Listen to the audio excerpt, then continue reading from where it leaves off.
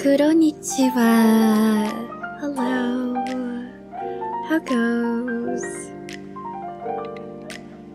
Also, Sam, no, this isn't directed at you, obviously. Love Sam is a way to sign off on your letter, so it's more like you were sending me a letter, not me.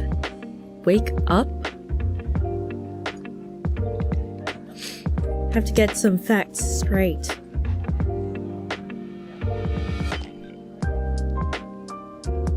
Yeah, but...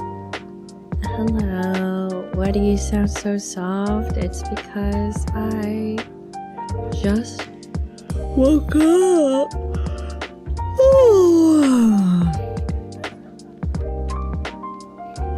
Yeah. I was touching some grass and it was good. The heck? What? Are you guys okay? OMG, I love Sam too. No? Dude! Did you guys forget how to sign your letters? What? I'm so confused. OMG, I love Sam too. The French one though. The French one though. That sounds kind of... It's very oddly specific. Just wanted to thank him for rescuing my family from a collapsing building during a 9.6 magnitude earthquake. Not only that, but he paid off our medical bills as well. Truly a swell guy. Oh, okay. Man, Sam, the French, is great. Just wanted to thank him for rescuing me from shark-infested waters and then swimming me 56 miles back to the shore with me on his back. Wow, Sam, the French one is... Why? Why do you guys, like, make it so specific? Just wanted to thank him for paying for my student loans and buying me a new car this past month. Damn, Sam is loaded. Just want to thank Sam, the French one, for stopping that out-of-control speeding bus with just one hand while shielding me with his body. What? I didn't realize you were on your way to research the cure to cancer too. Who, Sam?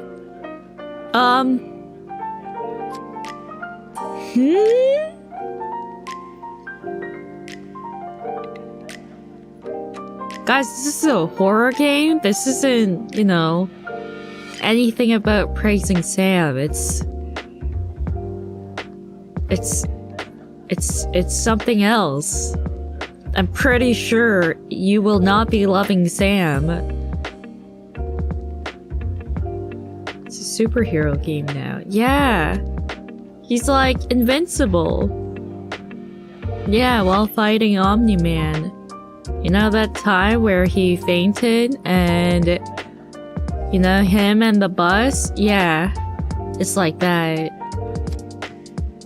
Stood in front of the bus.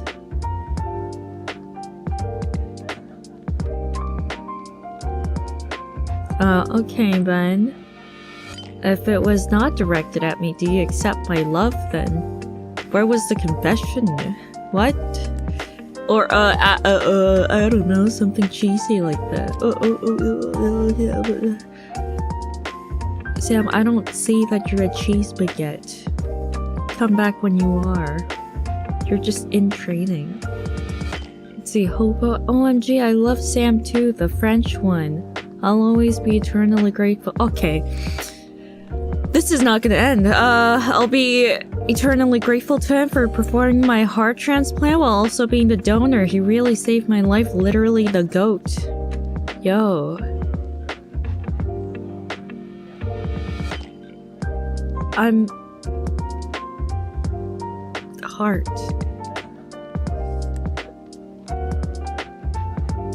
You must have a lot of hearts to spare. You're a very giving person. I mean, even at the cost of your life, I really don't know how that's gonna work.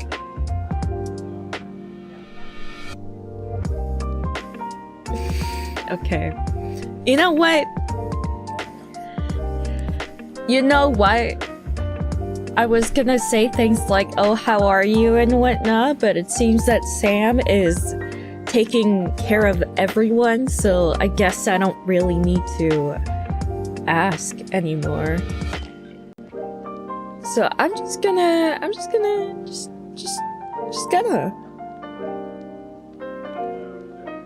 Alright. Shall we? You know what? Okay, yeah, let's see. I'm gonna sneeze. Am I gonna sneeze? I'm gonna sneeze. I'm not gonna sneeze. I'm in so much pain right now. Oh, not yet.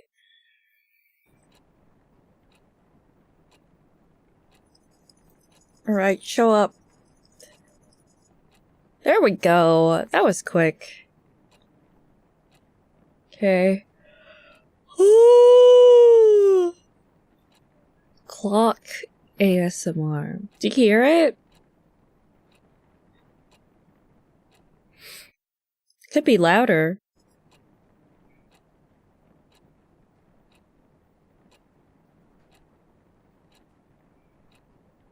You don't hear it? Do you not hear the ambience?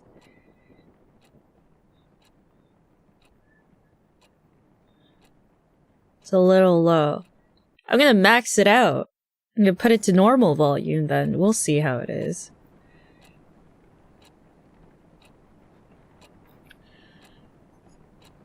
I'll never forget how Sam, the French one, pulled me from the wreckage of that falling building. I'm eternally indebted to him. Okay, I'm gonna just play.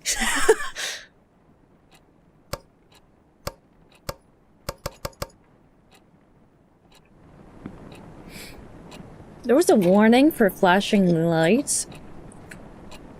So I guess just keep that in mind if you're sensitive. I don't think they went to the point to warn us of an epilepsy warning, so... Yeah, these colors are... Only 2 jeans? Is that book made out of jeans?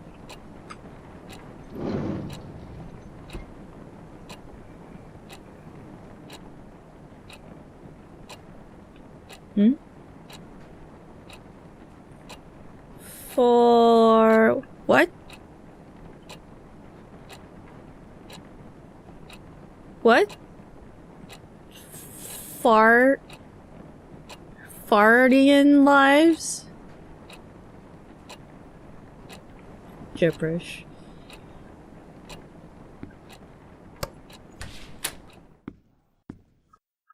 Oh wow, the soundproofing here is amazing.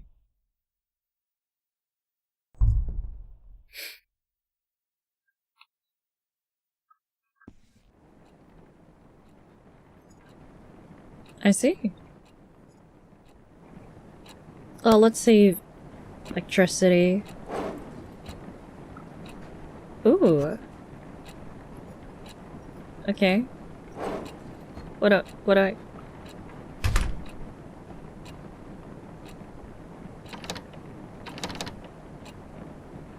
Okay.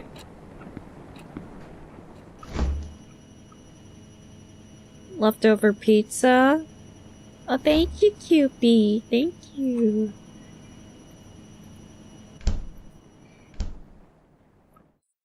I want to sneeze so much.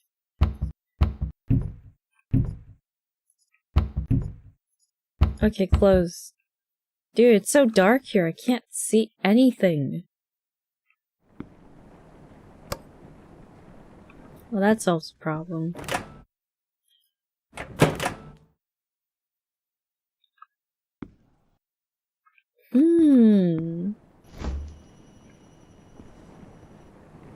Man, nothing.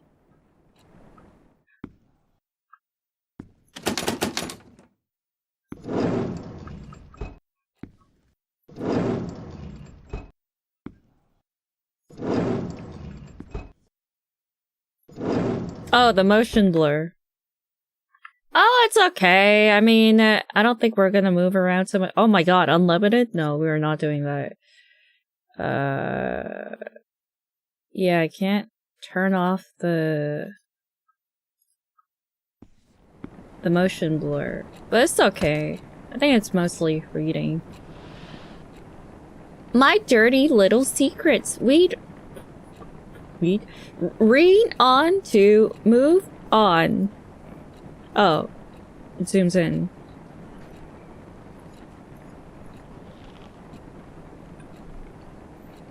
The last human on Earth was sitting alone in a room. There came a knock on the door. Okay.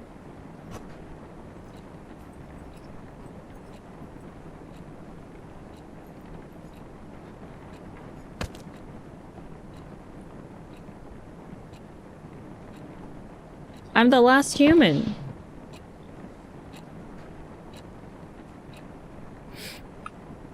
Knock, knock.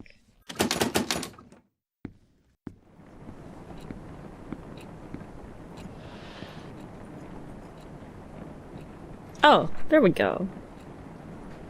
I've never cared for keeping a diary, but now seems to be a good time to start keeping one. Why? Because after all these years, I just can't forget about what used to be the light of my life. I know. Over dramatic much? Knowing Brian Colmer as much as I did is bound to leave that big chunk of residue. Let's just say that this diary is what's left of a relationship. 3 years. No.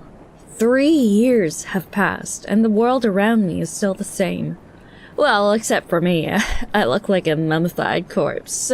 What would B say if he saw me again? B is Ryan? Only 3 years? Yeah, only 3 years.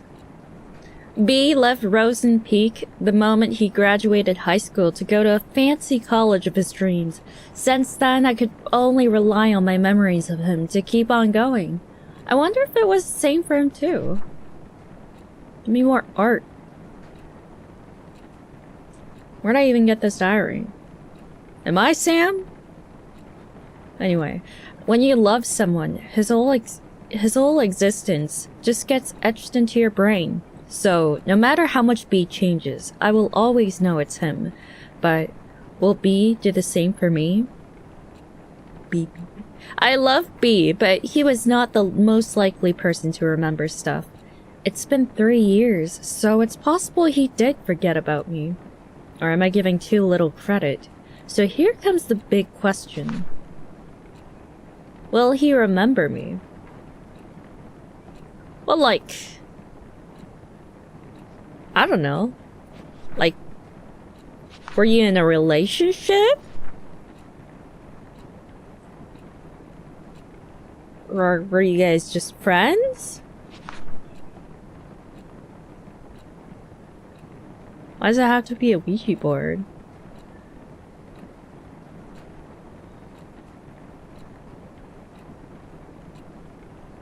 Well, like, I don't think they were in a relationship. So... I guess not.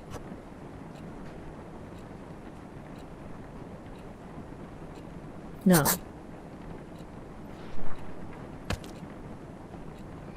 Who am I kidding? Like any of it matters now. Brian is a great guy and all, but after all this time I can't be sure of anything. I just hope our time together was meaningful enough to him. Enough to make him cherish. Even the darkest ones. Bro, darkest ones?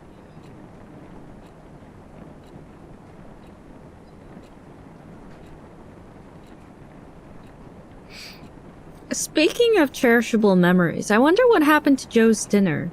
Used to be my favorite place. Naturally, because it was B's favorite place to begin with.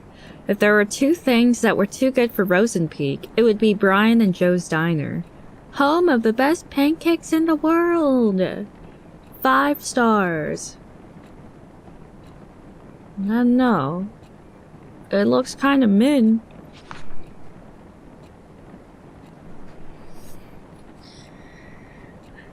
Things were so much easier back then. B would just go, Hey. And I would be like, hi. Nothing but hanging out after that with some occasional visit to Colton Hill. We had such a good thing going. Oh, so they were just flirting, and that was it. Oh.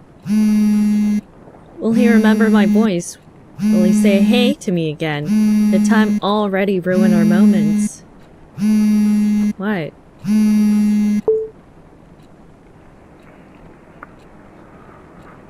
Hello?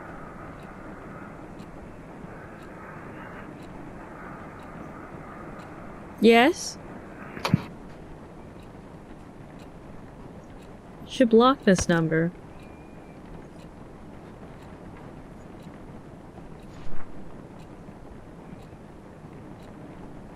That's why you use the screen call function. I just want to say hello every time I called him, but what I want to do and can do are two separate things. Just enjoying B's presence on the other side of the phone was satisfying too in a way, though. Hey, he was so eager to know who was calling him in the middle of the night. Hi. Is this a horror game? No. No.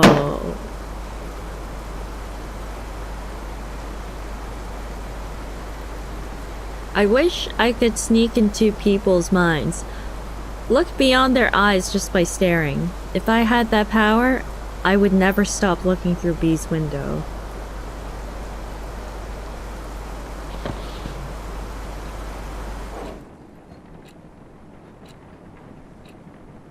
Weird.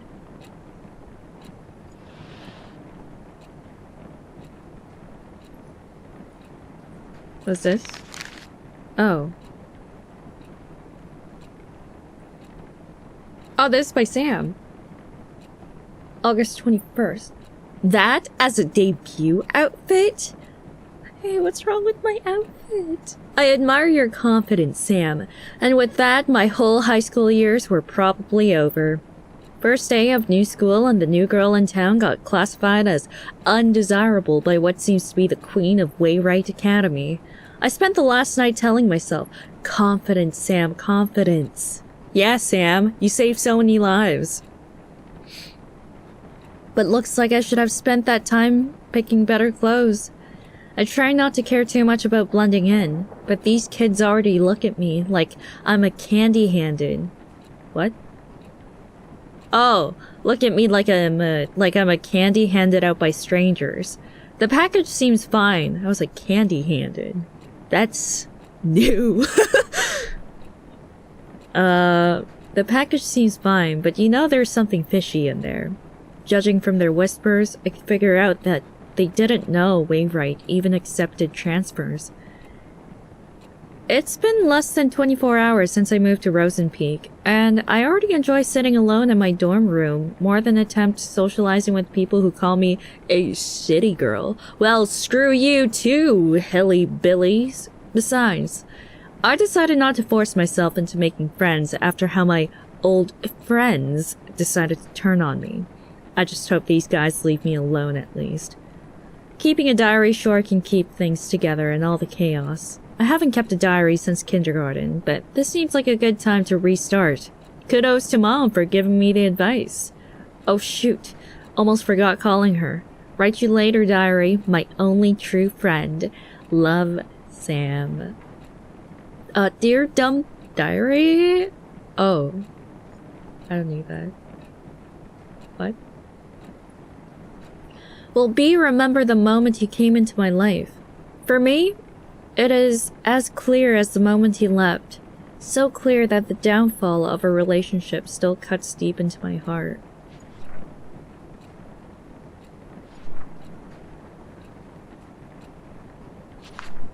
Random color. Yeah, life in Rosenpeak was a jar filled with bittersweet candies. Not exactly tasteful, but I learned to enjoy it. Nevertheless, that's where my heart lies. Excuse me? Lies?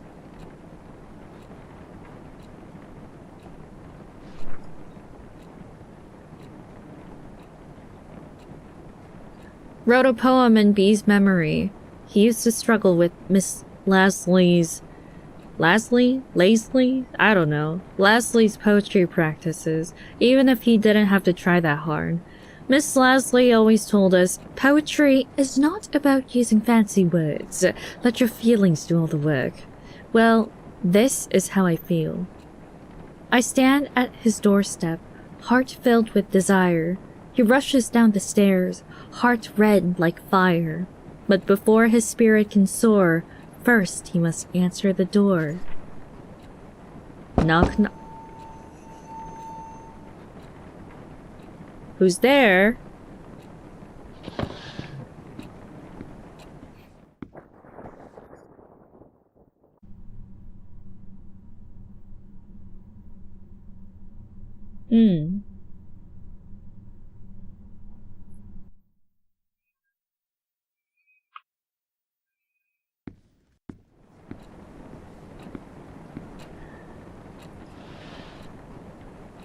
Oh.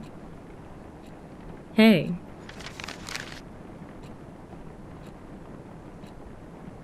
You know, what a waste of pages. Anyway, Stacy is a classic. FYI, she's the one who talked crap about my favorite vintage shirt. It's like she jumped straight out of a cheesy teen drama. You too, Sam. Blonde, hot, always talking, and a cheerleader. She even has a beefy jock for a boyfriend. I didn't want to start talking shiitake about someone already, but how could I resist? Every time I get in Stacy's view, triggered an obvious backbite. I'm seriously starting to think she's under a curse that kills her if she stopped talking about someone else. I'm Stacy. I'm pretty. Sadly, coping with her bickliness wasn't the hardest part of the day. Mom called again. As far as she knows, it's just rainbows and butterflies here in Rosen Peak. I can still remember the complicated face she made when I told her that my application was accepted by Wayrite. None of us were expecting them to approve a transfer request of an 11th grader. Even if she told me she understands my needs to move out of the city, I really feel guilty for leaving her alone, even if it's Dad's fault our family is torn apart like this. You already used up your last runaway chance, Sam. Get your shiitake together. If not for you, for Mom.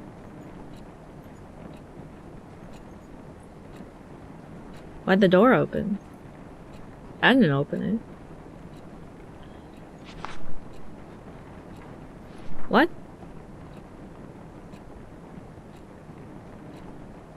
Hey. Oh. I let it in? I didn't even open the door. I'm muting the stream. Why?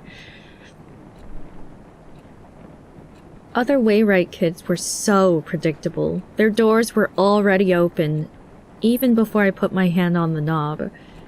But B's door was closed shut and so beautifully painted. Everyone liked him, but couldn't get him to open up. But I did. I opened it up. I knew there was something more behind that pretty paint, something behind his bright smile. Oh my god, Sam. Someone say cheese? Slams cheddar on table. Hey, you know I need lifeguards because I'm drowning in your deep blues, and I will apologize already for all acts of my fellow Sam. Yeah, whatever, Sam. But on the other hand, being able to hang out with him was a good enough blessing for me. Enough to make me want to never leave his side. Ever. Huh?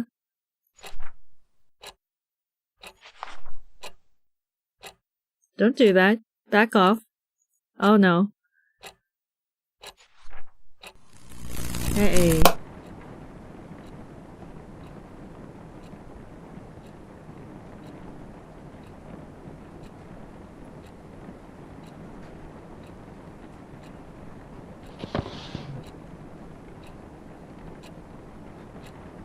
I can't see.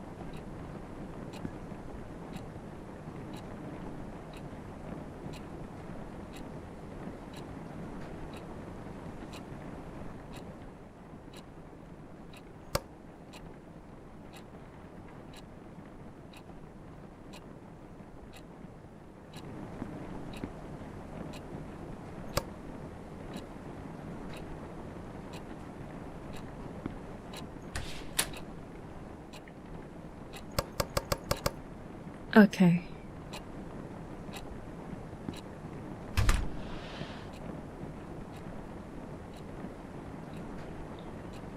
Oh, thank you, Mike Tyson, the legend.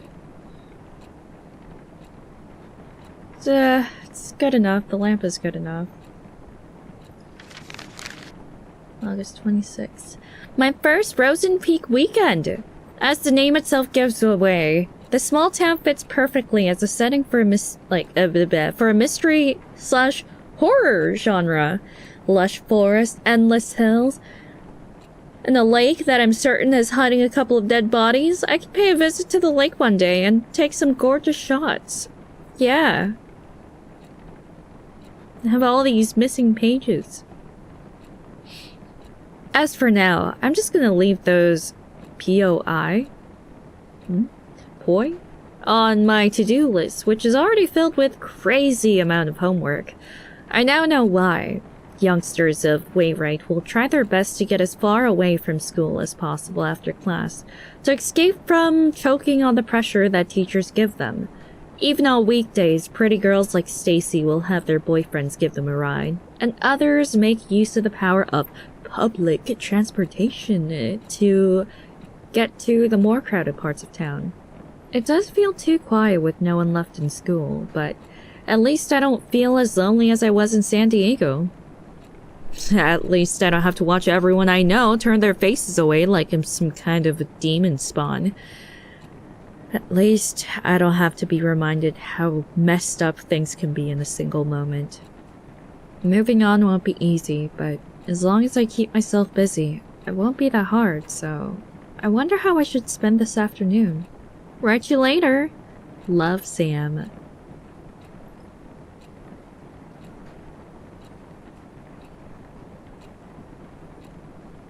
I remember, like, my parents, or well, should I say, well, in general, my time family was pretty protective of me, so they didn't let me ride public transportation.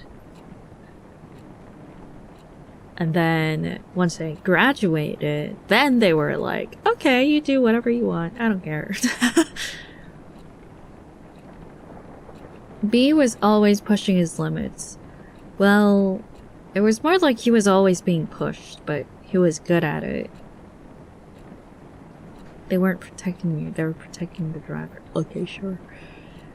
And that's why he naturally became the best quarterback of the team while maintaining a high grade for a star player.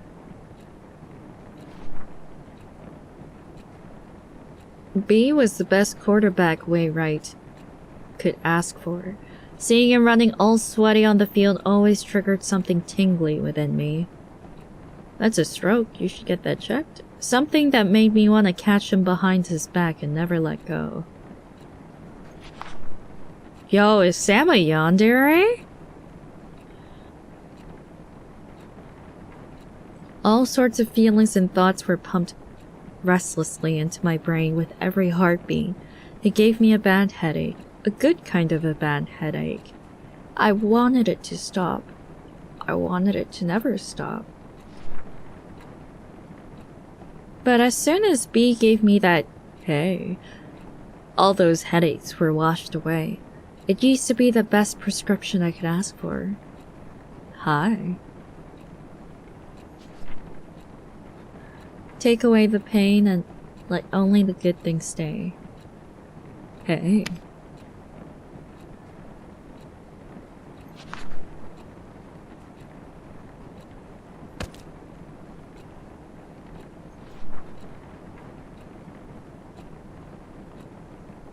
I think this diary is haunted.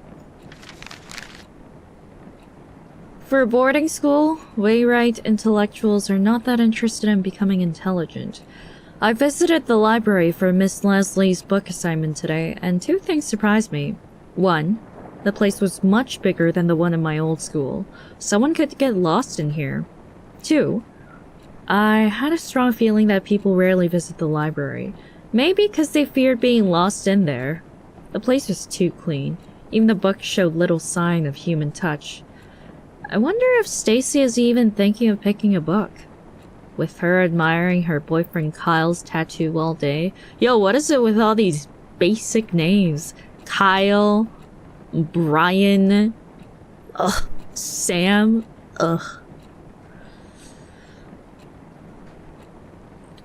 I doubt she has spare time to do that. Wait. They're underage, right? Are they allowed to get tattoos? Around that age? Huh? Anyway, I doubt she has spare time to do that. Is she depending on Kyle to do the reading for her? Seriously? According to what I saw so far, he's either busy reacting to whatever's coming out of Stacy's mouth or working up some shenanigans with his jock buddy. Brian, was it? So, yeah, right. Probably 18-year-old senior. No, they said they were in grade 11. I'm sorry, Kyle. Hey, but your last name is cool. Yamaguchi? Yamaguchi.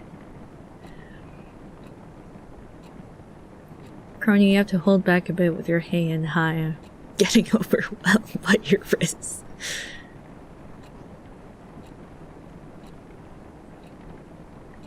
Okay, so Kyle is related to Brian. In the meantime, I should be more concerned about myself than the well-being of the whole school.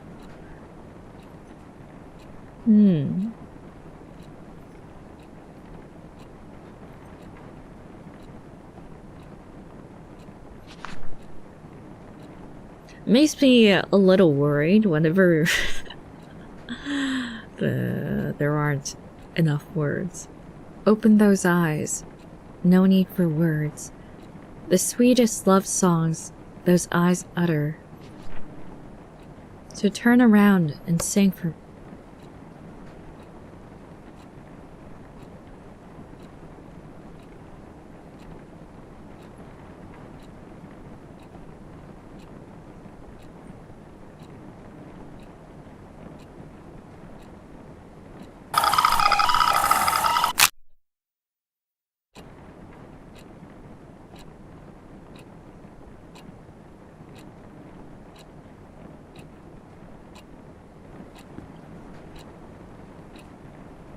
Okay. Did I just die?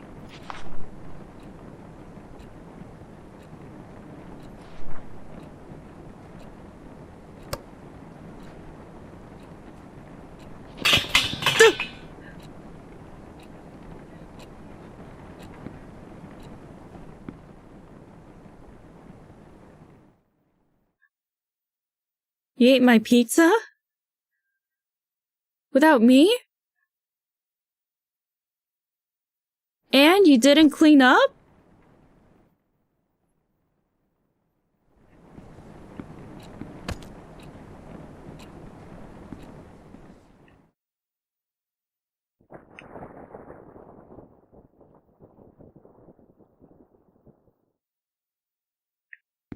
What'd you do?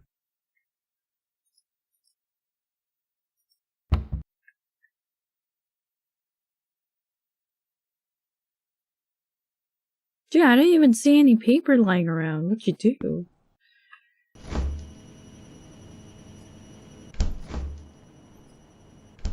Dude, that was not cool. I didn't know that you had to face it.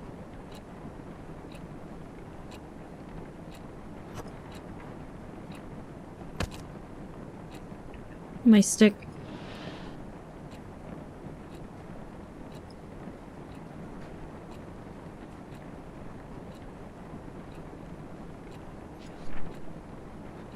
I miss him, even when I'm with him. I see him, even when he's not looking. I'm gonna use the stick as a weapon, yeah. Visited the library again. A bit more people than before, and among them was Brian. It's not worth the bother, but seeing a major skank's boyfriend's bun wandering around in a library is uncanny by anyone's standards. Is it though? He must have been there to pick the book for Miss Lasley's assignment. I almost got too close to him trying to see what he was going to pick. I really hope he didn't notice that. I'd rather be known as a regular geek than a creepy one. Woe is me. Hate to admit, but seeing Brian at the library was today's only diary-worthy event. Probably because it's the only human interaction that didn't give me the sensation of someone talking behind my back. At least today's entry is a tad more meaningful than what I wrote yesterday. I need to revise my book options now. Write you later. A jock and a library. Now I've seen everything. Yeah, about that. No.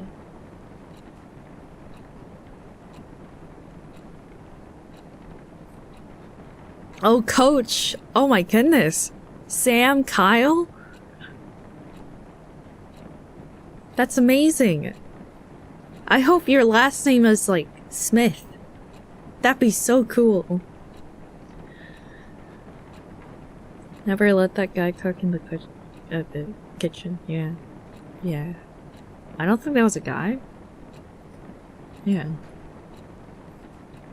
And one day, he will start looking for me too. Oh, maybe she's a stalker. Only to realize I was with him the whole time. Like a boogeyman under a sleeping child's bed. Please don't make me look underneath the bed. Oh, jeez.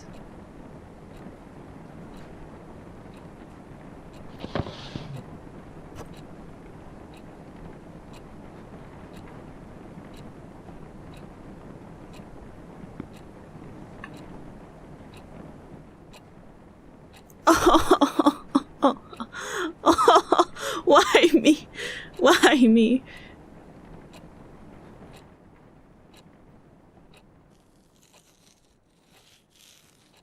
Well, at least I'm not looking at the bed. That's good.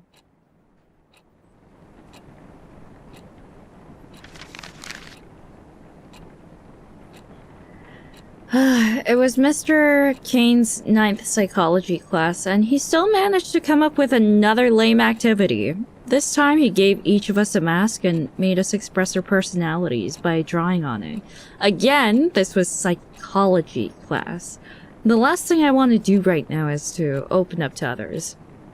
So, for the next 30 cringy minutes, I managed to create one of the most basic personality masks one can imagine. If my mask were a cover letter, it would start with, I'm a people person. But it's not the dumb exercise that's bugging me right now. When the masks were being passed around, Brian, yep, him again, kinda smiled at me. It's 11 p.m. now. Why am I writing about this? Oh, love at first sight. That's not good for Brian.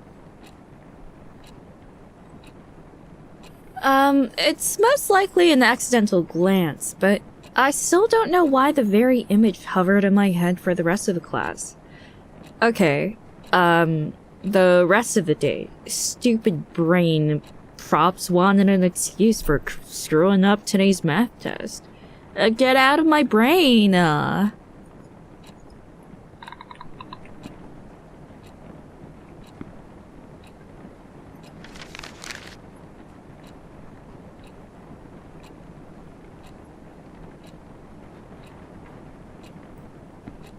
Do you want it?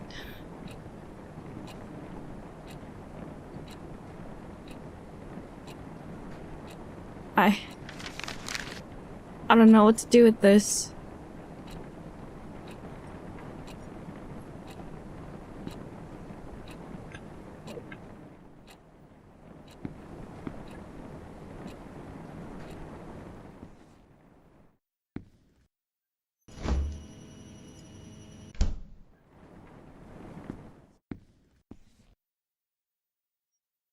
I guess, yeah, she took the stick.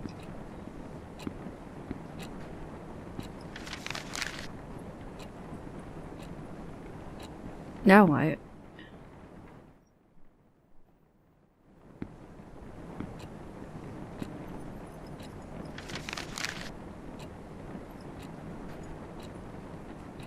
The trash? Throw it in the trash?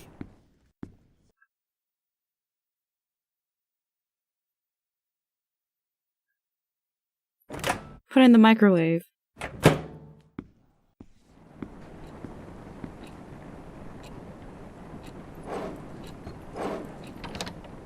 Oh god, scared the heck out of me for a second.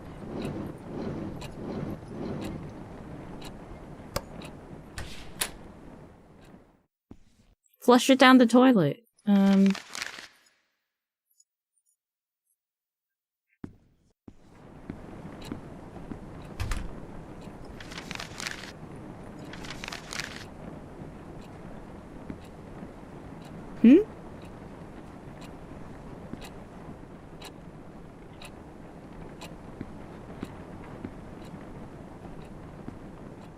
I don't want to turn off the lights.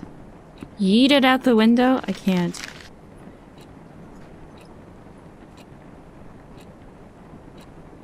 Oh, there's a bullet. Oh, there it is. Okay. Oh, I'm collecting all the notes?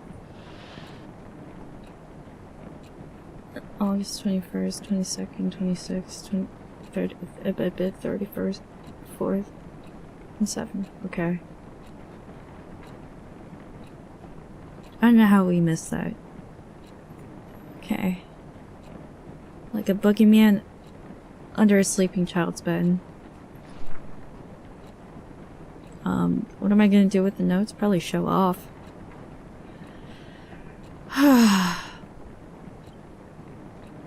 What will B remember me as? A friend? A weirdo? A liar? A weirdo. After all, he didn't really know me. Like, really know me. No one did. I had to put on so many masks just to survive high school. The me that B knew was just layers and layers of fabricated image. I could never take them off. I couldn't let anyone see how vulnerable I was. I would have been eaten alive. Worse, B would have left me completely. Even when the fragile layers wore off, I couldn't take them off. So that's all I did. Cover up the holes before anyone could peek through. Oh god, don't give me like a messed up drawing. You know, Kronii, I love Sam too. I mean, Frodo wouldn't have gone so far without Sam. He saved his hobbit butt throughout the entire journey to Mordor, and he literally carried him when they escaped from Mount Doom. He was the MVP. I think we're talking about the wrong Sam.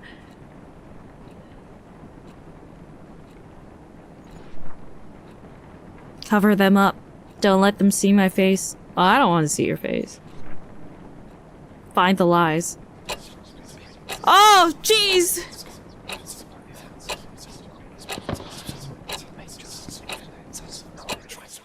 I can't! I can't! I can't! I can't. I can't. Bro, I can't. I can't do this. Not now. Not now. Ah.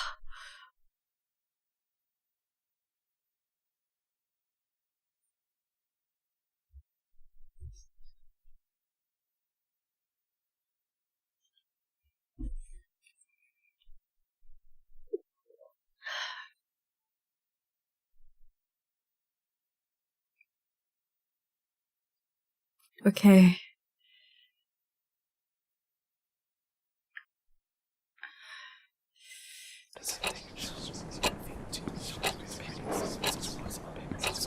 Oh, I'm gonna get jump scared. Oh, fuck!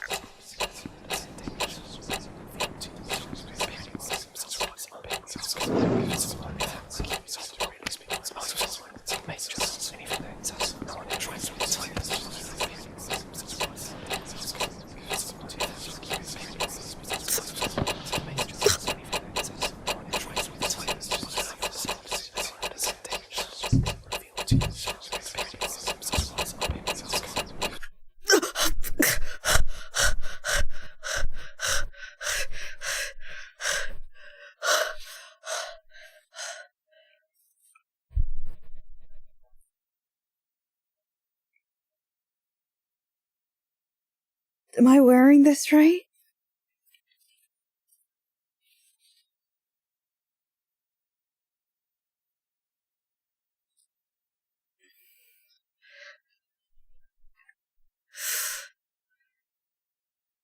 Okay. One's in the closet. And then the other, I haven't checked the fridge, so after the time is up, I'll check.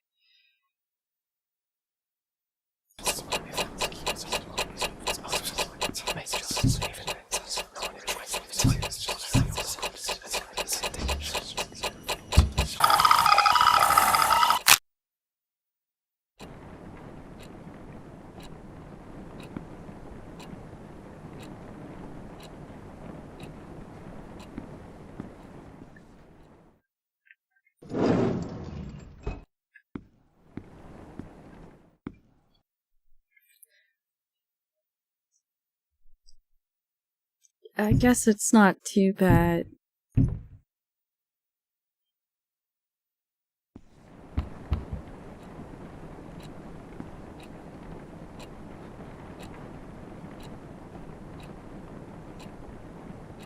It's the same one, yeah. I don't know where the others are. Like, I know one's here.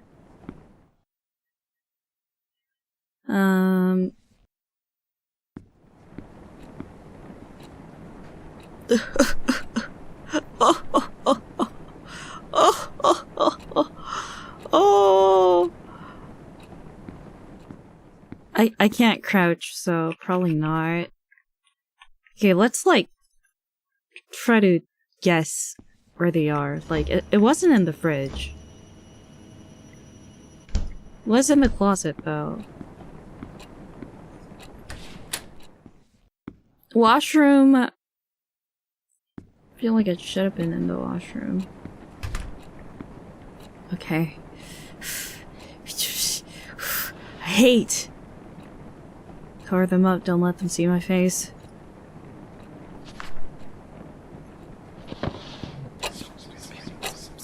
Okay. Nothing.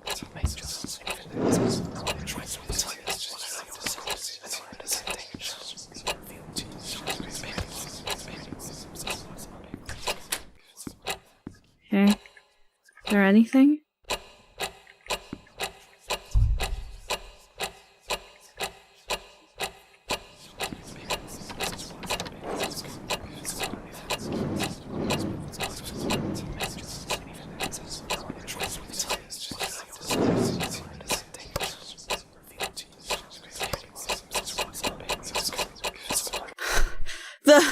The frickin' timer is giving me so much anxiety. I don't feel good.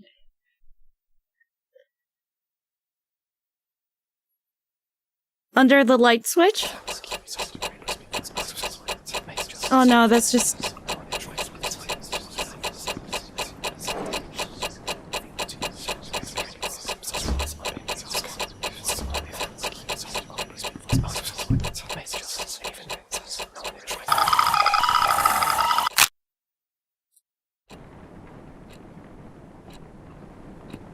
Why don't you mute it for a bit? I feel like that's gonna be worse.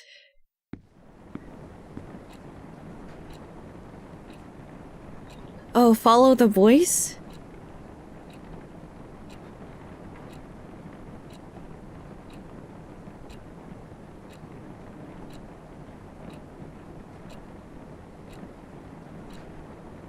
Oh god, okay. Follow the whispers, okay.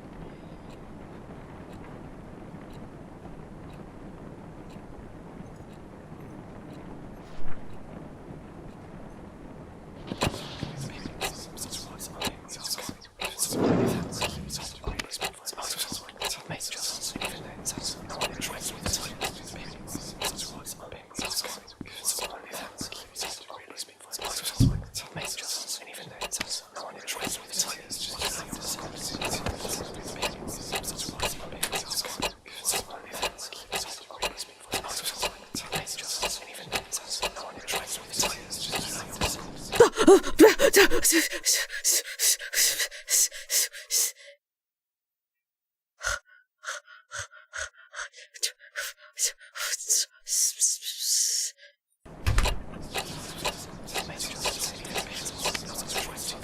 do I put it?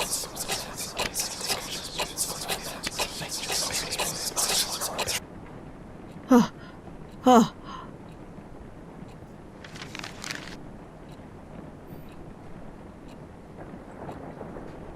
Thank you. Thank you for telling me how to find it. Returning some of the books I checked out when he came out of nowhere. Hey! Anything worth reading? Didn't know the voice was aimed at me, but my heart was somehow already skipping a beat. Yeah, me too! Brian had to tap me on the shoulder to get my complete attention. Sam, right? I saw you going in and out of the library, he said with buttery voice. It's not like I've been stalking you or anything. I come here from time to time, too, to get this stupid assignment out of the way so I can focus on my games. He said he couldn't find anything interesting to read, and since all he could think of were comics, he could use some guidance. My mind was still jumbled up from the ambush. All I remember saying is, how about Misery? Stephen King's works are good enough to get you started. 'Cause boys like any story with blood and breaking bones, right? Oh god. Yeah, maybe you would like Macbeth. That's a lot of blood and violence. I hated it. Not because of the blood and violence, I thought it'd be interesting. No, it was terrible. It was so boring. I don't recall how the rest of the conversation went, but I'm certain he said, see you later at some point, and I said, yeah, see ya. Misery. Real nice, Sam. If Brian didn't know you were a weirdo, he does now.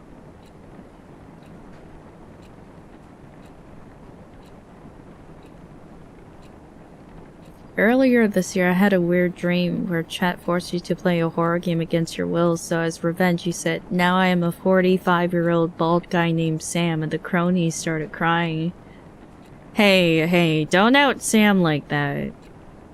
Sam is still a hero, okay? Oh, great.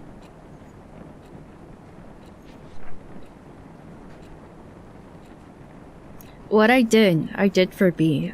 All of them, because I loved him. Why couldn't he just understand? Others were nothing but poison. I was the only one who truly cared. But B didn't even appreciate the things I've done for him. I never wanted a drama. I wanted a poem like life. A tender, subtle love story written only for his eyes. It's totally fine if no one else gets it, as long as B does. I hope B remembers her own little world, even if he forgot about it. I made him a map so he can find his way back. And I think it's a good time to come back now, B. Oh god. I hope to God that it's not another...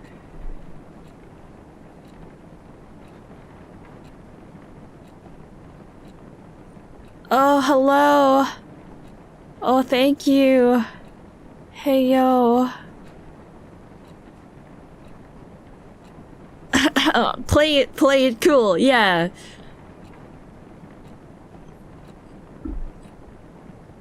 Are you alive? Yeah, I'm good. Let's go back to our small world where all your favorite places are forever etched in my heart.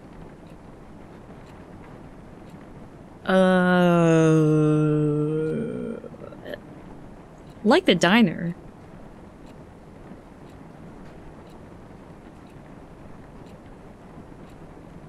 This is hard. Over there.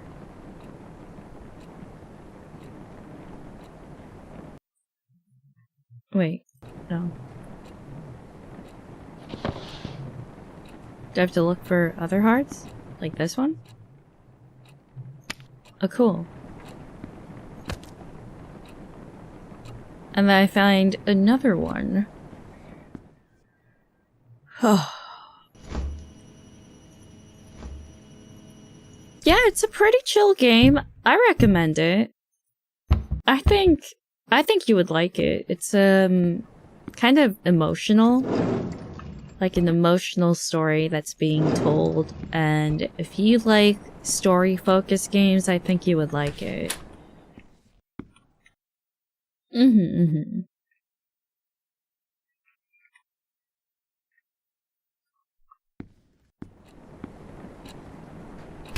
No, I wouldn't really consider this a horror game. No.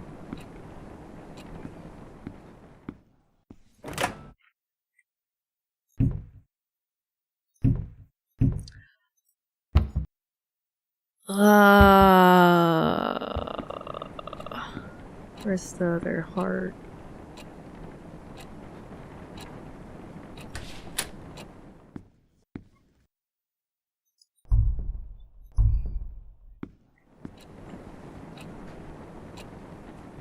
Can't find the other heart. Oh god, that washroom.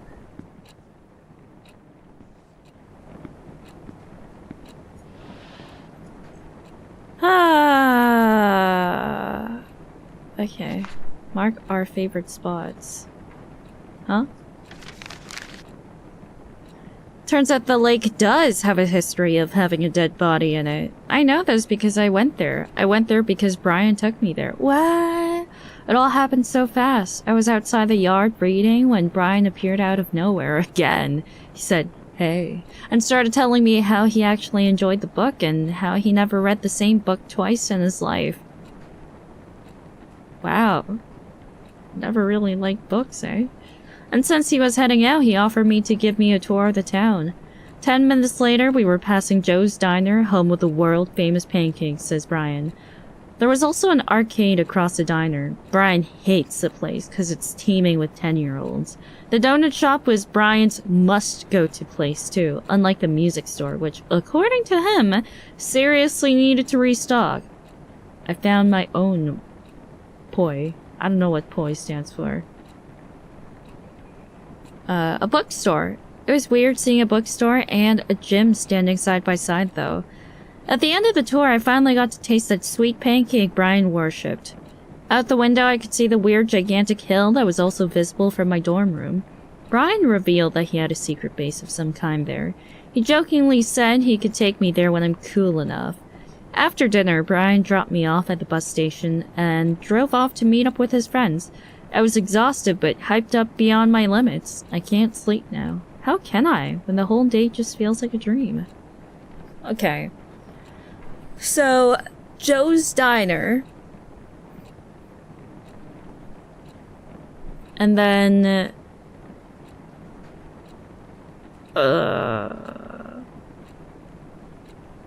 what else? Started telling.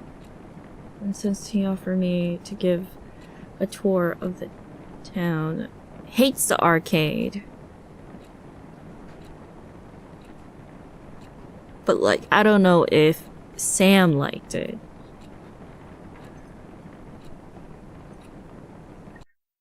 Oh god, I keep doing this out of habit. Oh!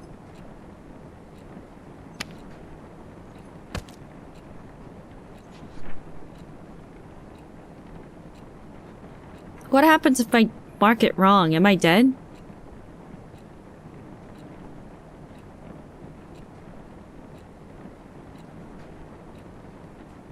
Let's go back to our small world where all your favorite places are forever etched in my heart.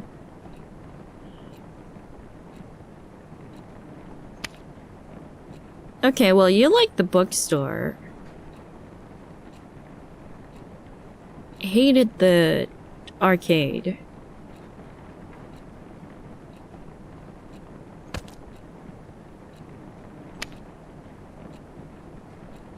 I guess the park? I don't really know what this is. The pancakes are already marked. This one's probably the... No, this is the arcade. I don't know what the heck this is. That's a gym. That's a music store. That's a hair salon. That's a park. Oh, that's a donut? Donut shop, okay. Doesn't look like it.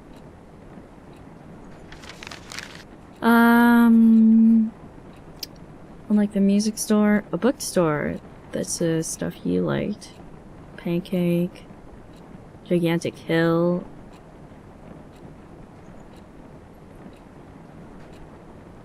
I suppose maybe the park?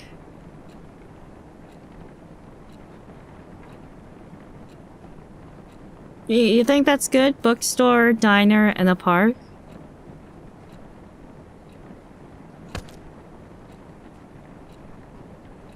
Nope, it's wrong. Okay, this one for sure.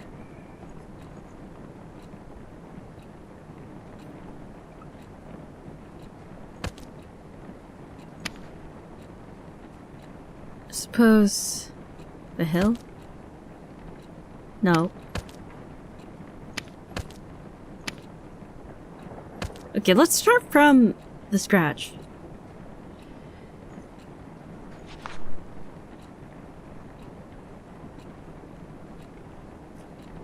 Even if he forgot about it, I've made a map so he can find his way back. Ah. I was outside the yard, reading. You were outside your yard. Okay, not the park.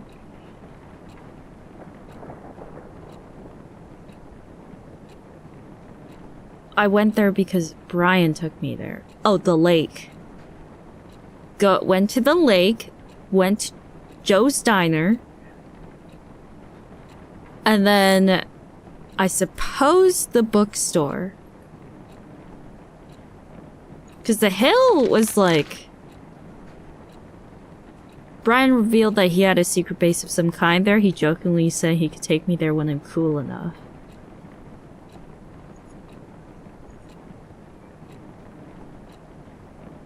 Wait, why the donut shop? Did they ever say anything about donuts? Pancakes. Oh, the donut shop was Brian's must-go-to place. Okay. I see, I see. I only saw the part about the diner, so not the donut one. Okay. And then...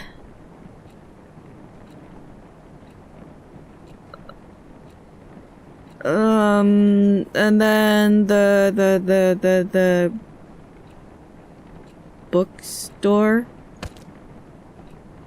Nope.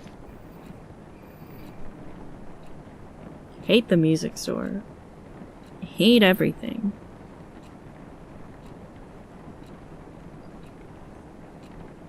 Maybe this is the lake? No?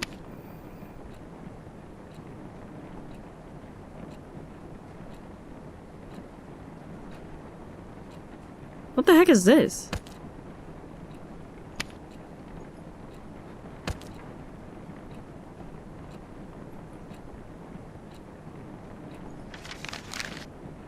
Okay, pancake. Donut shop. Pancake donut shop. Pancake donut shop hill. Why the heck not? Pancake donut shop hill. Okay, I suppose it's right. I miss Morning Dew Donut Shop. Bee never shuts up about its donuts. They did taste sweet, just like Bee's heart. What? Each bite was another memory to savor. But just like a donut, it had an expiration date. It turned cold and bitter. No, it doesn't. I miss its warmth. I miss its sweetness. I need it. I need to eat it up. Oh, there she goes. Oh, she's doing it again.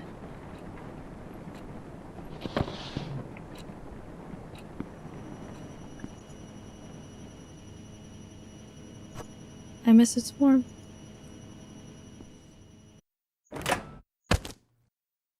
Seriously, with no plate? Just like that?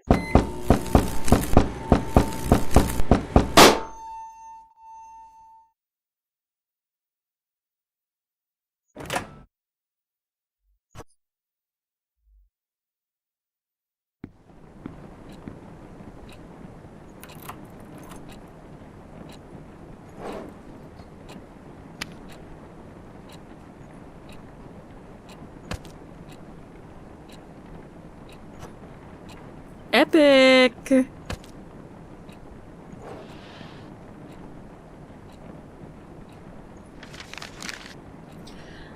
The golems just obliterated the hammerheads today. I now know why they say Brian and Kyle are more than buds. Or more than buds. I would have called them an awesome duo too if only Kyle wasn't a buttload of a douche. I mean, the guy has his name tattooed on his arm. Call me old-fashioned, but I think he should go to a hospital and get that ego checked out, cause it must be swollen huge. At least he leaves me alone other than giving me that creepy stare when I pass by. I understand how Stacy can keep hanging out with him, but Brian? They do say we sometimes become friends with those who are at the opposite end, so maybe it's not such a weird thing. For me, the real win was the photos I took of Brian. Watch out for Sam Holt, the rising teenage stalker.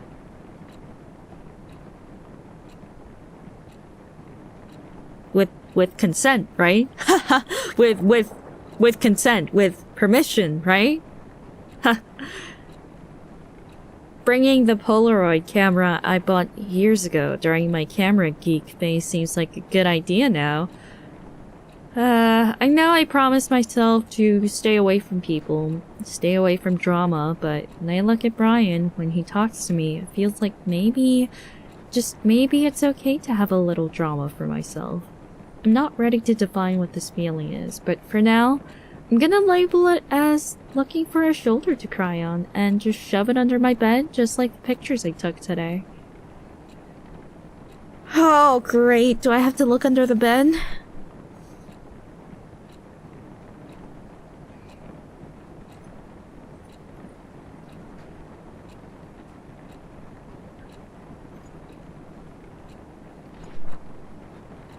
I hated every moment I was not with B. I was helpless.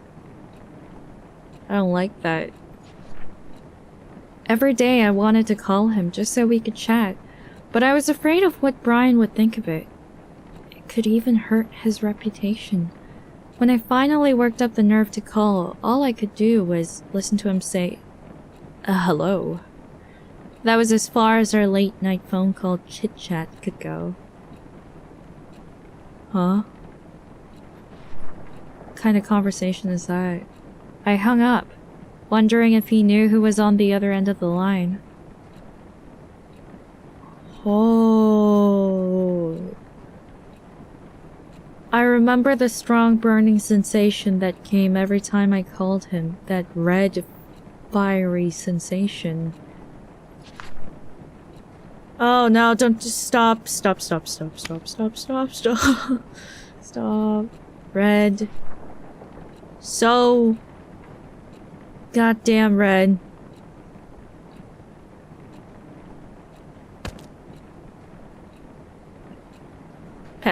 Pen? Red everywhere.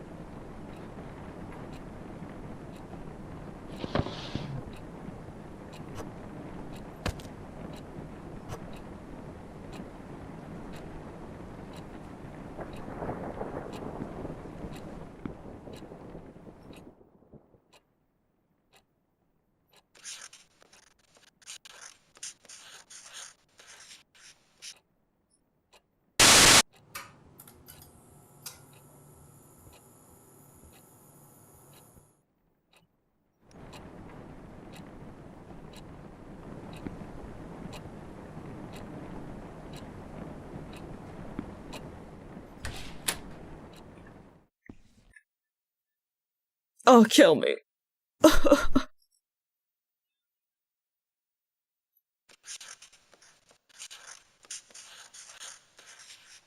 Oh, the little reverb is pretty nice.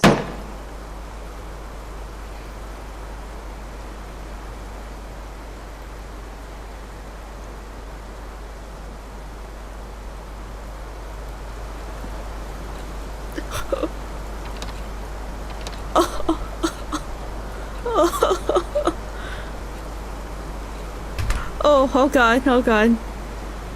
Finish what you started. Oh great. Uh, uh.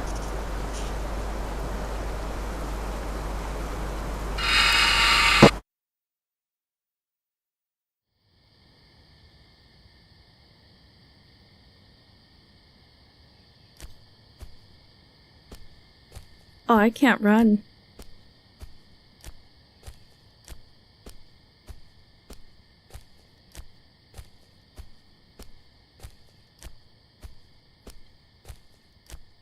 X.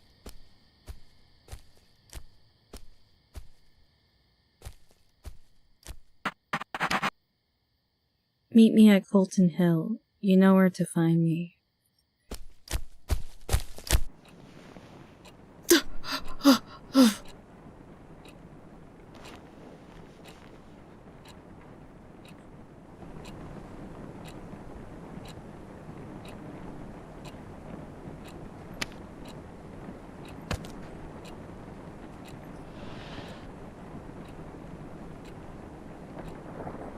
I wanted so bad to be close to Brian.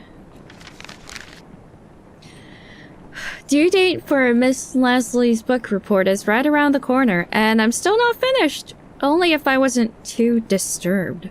Normally I wouldn't bother reading a teen romance story, but for some reason I thought, hey, why not? The premise for Mingled itself is pretty generic. Jenny has a huge crush on her childhood friend Michael, but she can't get Michael to think of her as more than just friends. She reaches a conclusion that it's because of all the girls around him. So, she starts making a list of all the basic girls who also have a crush on Michael. What she's planning to do with the list is yet to be revealed. If I can finish reading the book by tomorrow, I'll be able to finish the report with enough time for a revise. P.S. I wonder how Brian is doing with his assignments. Why am I interested? 'Cause he's been asking for my help with some of his works, and I gladly agreed to. Why would I do that? 'Cause by helping Brian focus on his practices so he can bring trophies to our beloved school, it becomes safe to say I'm taking part in a bigger cause. Not like I'm doing this for personal reasons, right?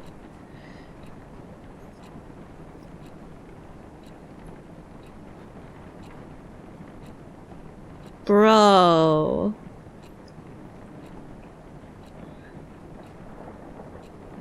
So, I wanted so bad to be close to Brian, so close I can peep into his beautiful head. So close I can just lean into him and tell him my deepest desires. You. So close that I can whisper, "Don't leave me, don't go away, don't smile for others." Don't look away. Don't look away, don't look away, don't look away, don't look away, don't look away.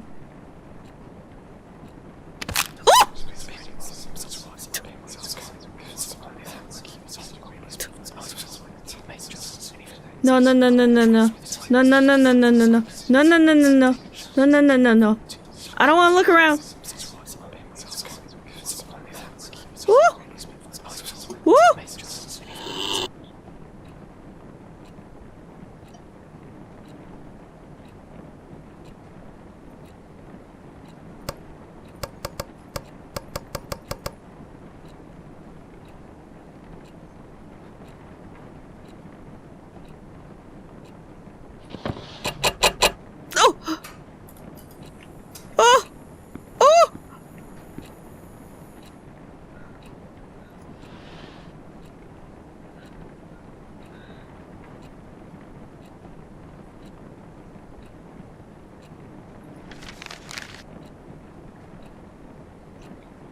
Stacy invited everyone to the late post-victory party at her place this Friday.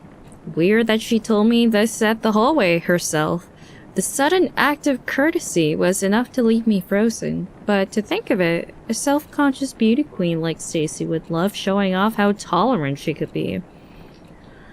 I'd prefer celebrating quietly in my room, but since the party is practically being held for Brian, I thought it'd be sort of rude of me to not be there.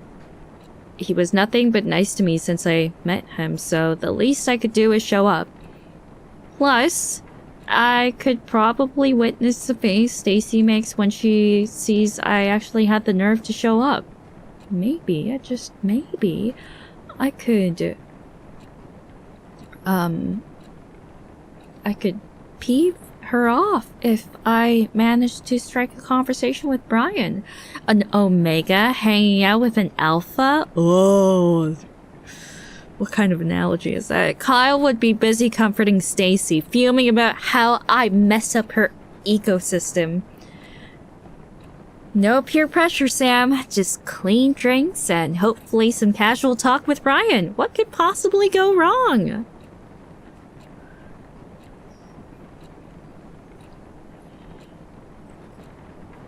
Like staring into closed eyes. I can never know if B knew I was looking at him. Did he even know I was there? Maybe he knew, but simply didn't care. The only thing looking back is my decaying sanity. I wanted to look away so much, but what's the point when the stench is still there? What do you mean? I gotta drink.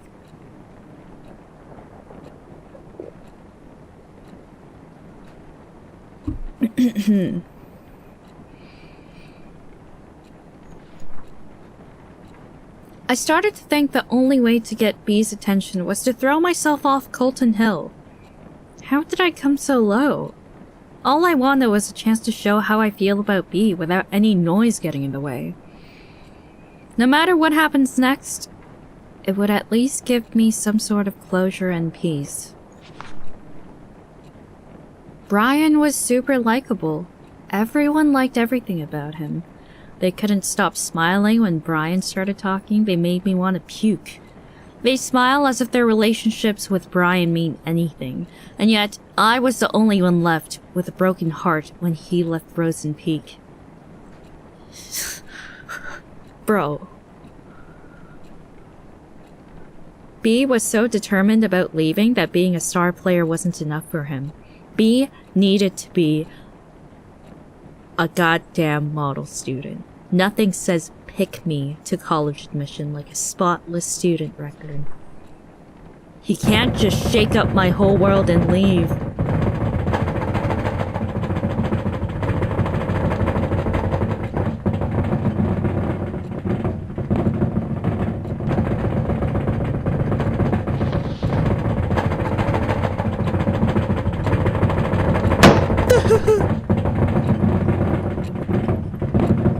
What are these?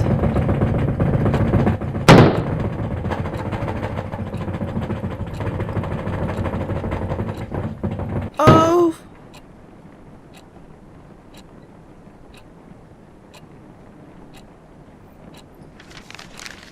Oh man, everything's gone wrong. All my senses are screaming in pain. I don't even remember drinking any booze. The pain only escalated the moment Brian texted me. You feeling okay? No, I was not okay. And why is Brian asking me this? Did I do something to him? According to Brian, I went from being quiet to crazy happy and cute. His words, not mine, real quick. I was so close to being the center of the party that he had to bring me back to the dorm. Why can't I remember any of them? Congrats, Sam! You've reached a new low in life. Shoot, is this it? Is this how I die? I sincerely asked Brian if there was a good place to kill myself. He said, maybe now is a good time to show you my secret hideout, since I passed the test by showing the whole school a different me. Is he seriously going to take me to his Colton Hill hideout? Tomorrow I'm going to the so-called most romantic place in Frozen Peak with Brian. There's something in my head that's keeping me awake, and it's not hangover.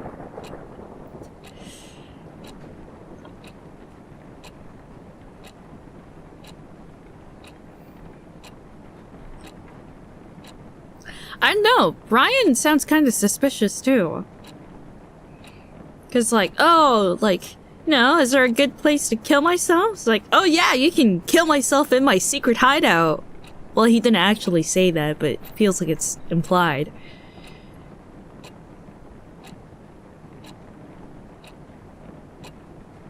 So I should pin this first.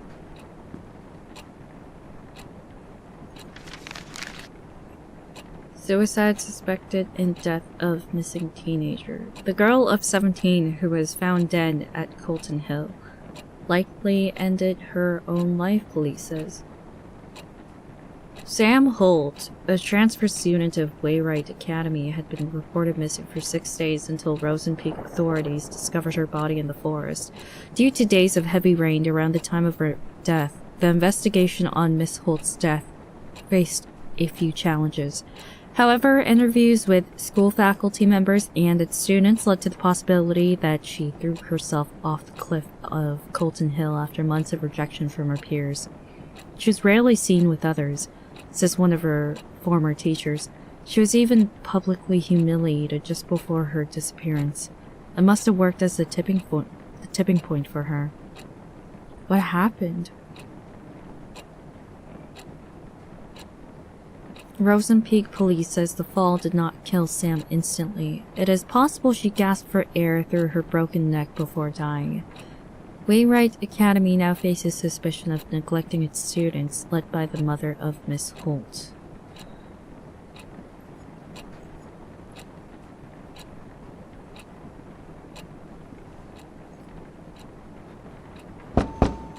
Oh no, why?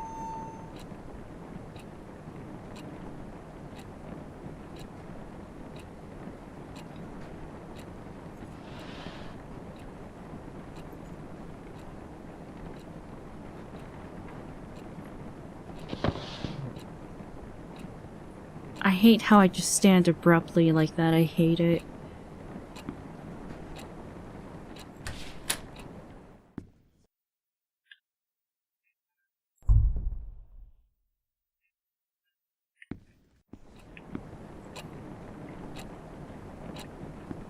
Brian's a sociopath.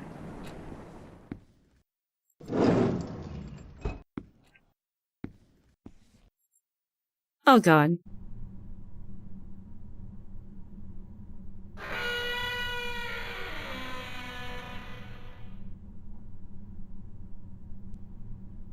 Okay. Oh no.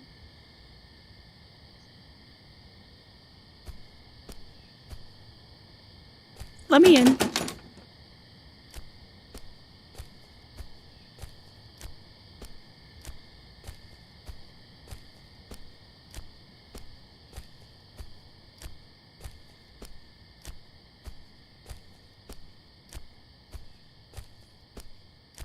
Oh, hi. Oh, bye.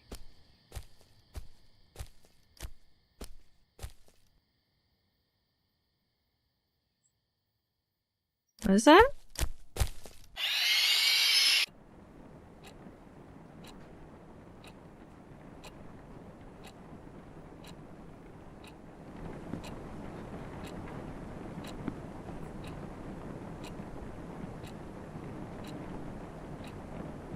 Okay.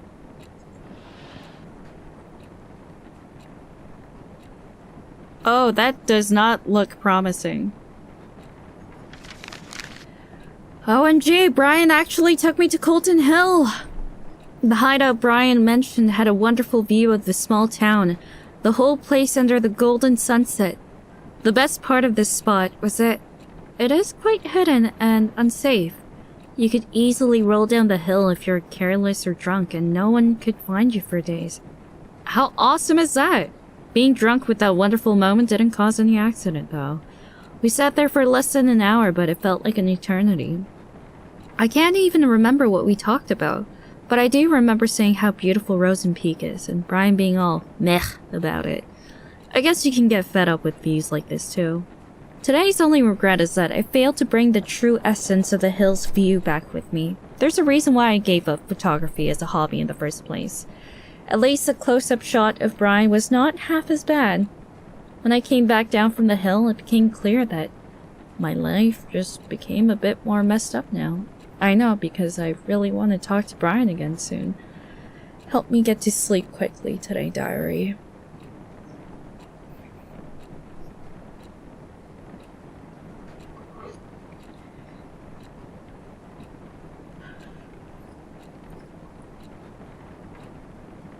Oh, that does not look good. Brian's secret hideout, a closed Colton Hill hiking route discovered by himself so he can hide from the world around him. Not a flashy place, but it had a great view. All the life's problems, Colton Hill, our sanctuary.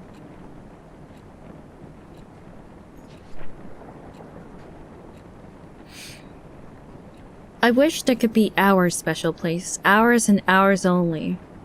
Colton Hill is nothing but a rock pile of blood-soaked memories now. Blood-soaked? Why did he have to break my frickin' heart? Was I just one of his many friends? Maybe that's it. That's why he wanted to leave, even after I told him we won't be together anymore. I thought he was too good for Rosen Peak. And me. To him, I was just a background in this picture.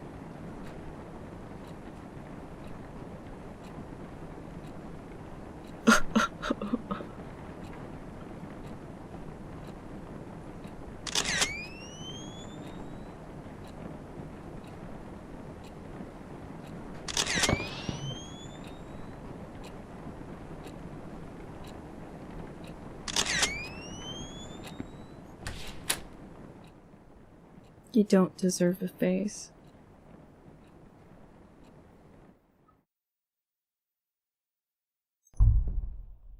What do you mean?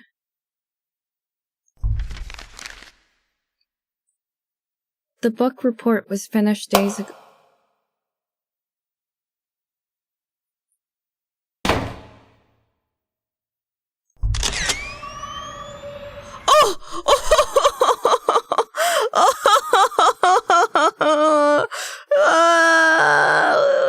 I can't. What's with this messed up music?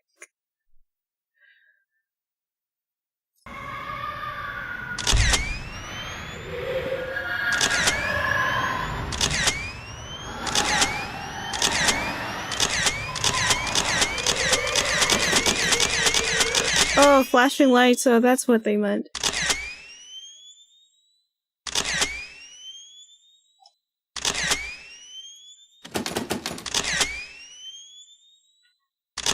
Oh, I'm so dead.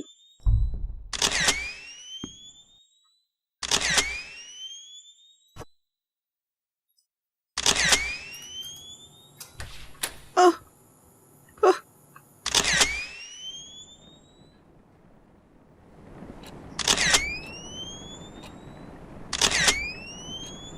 Oof. Can I turn on the lights?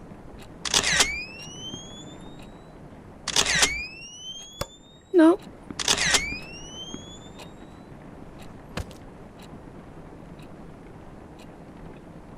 Can I read?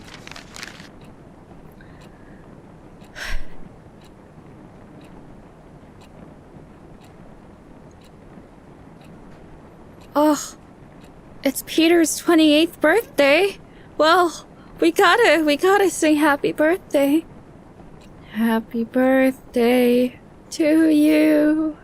Happy birthday to you. Happy birthday, dear Peter. Happy birthday to you.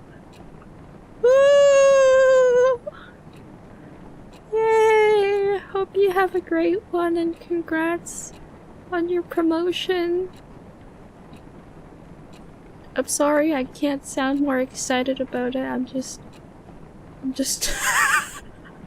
having a moment.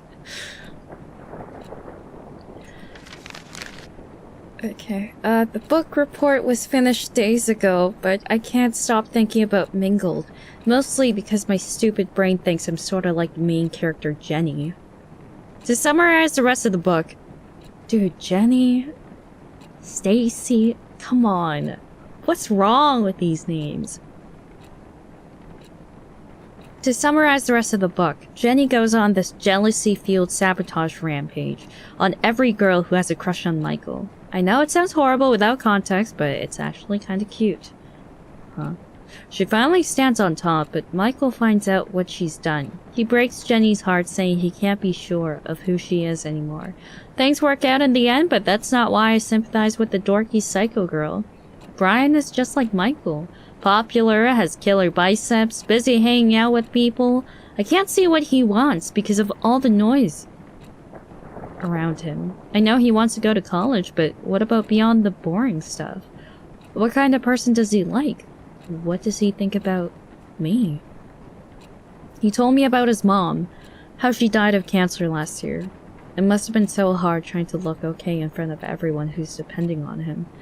I sometimes feel like he can't see me because he's so busy trying to meet everyone's expectations.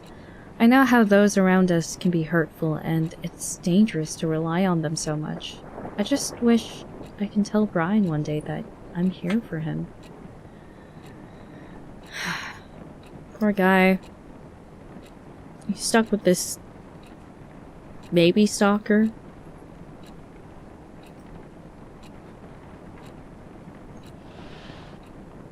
Probably a stalker. I don't know who the killer is.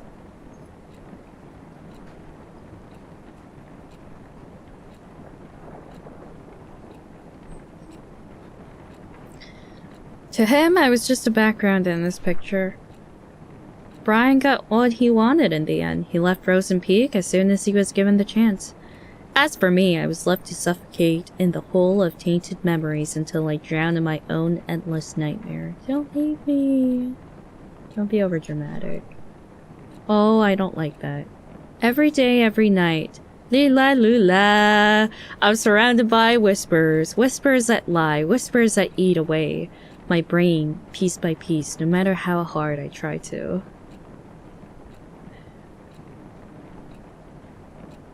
Oh, man. Is the whisper thing gonna happen again? Battery's out.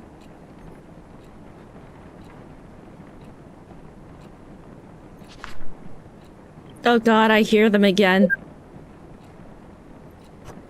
Are you... I thought my battery was out. Are you in a healthy relationship? Take this quick survey to find out. Yeah!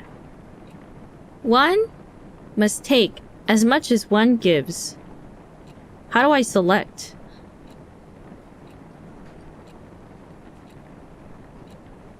I don't even have the option?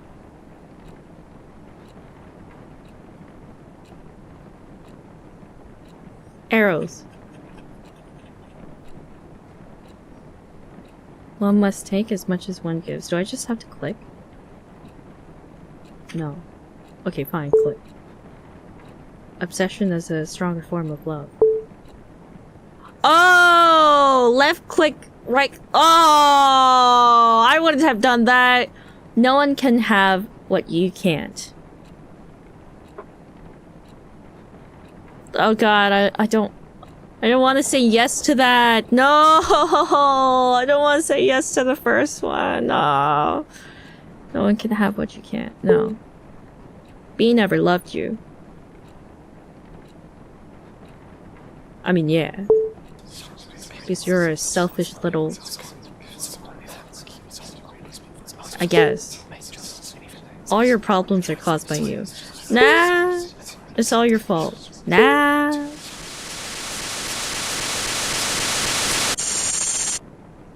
Results are in! It looks like you still have your eyes closed shut. No? Then keep them shut. How long will you last this time?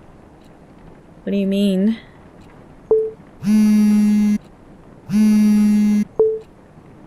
Moshi?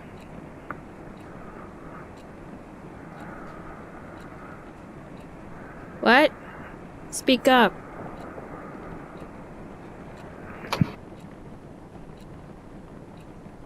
Okay.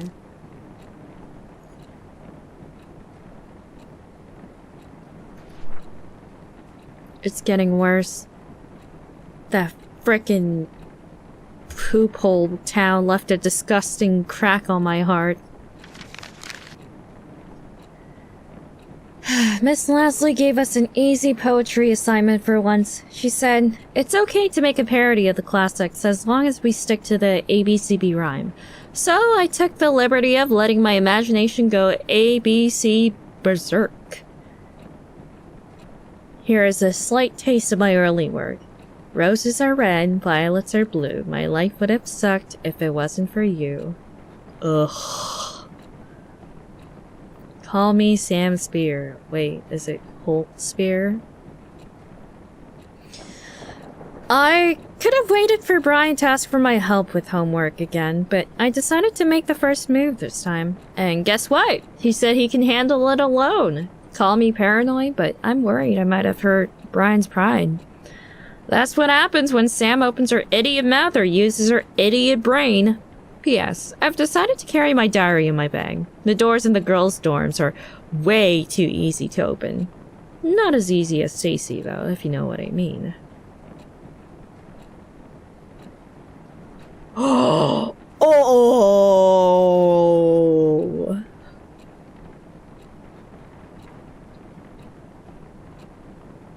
I even saw one of the girls using a notepad to crack her door open. Besides, I have this weird hunch someone's been reading my diary.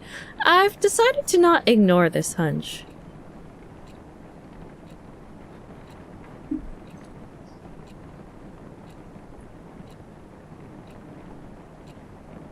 Okay, we have about like 5 notes left. Maybe. And it's getting bigger and bigger. The voices I hear from the crack are getting louder. I see more and more eyes staring at me through the gap.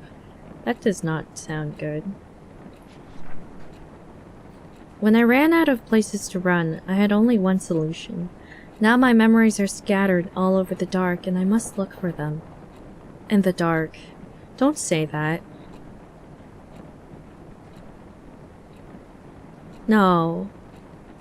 No.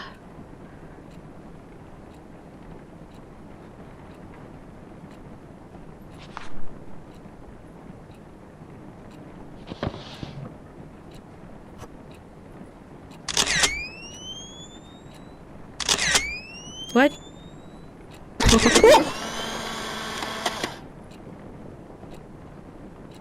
They keep me so warm.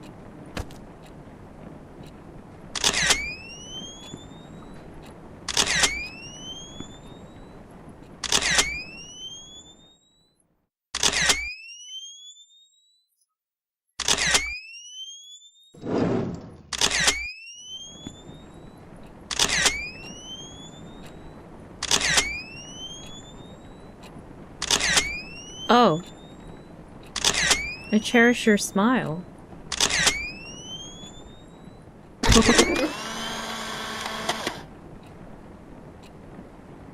Dude, you're such a creep.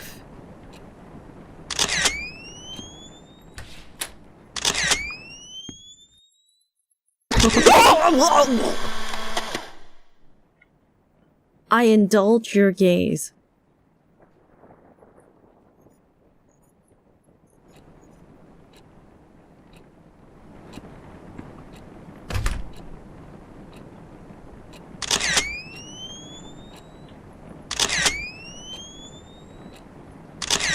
What?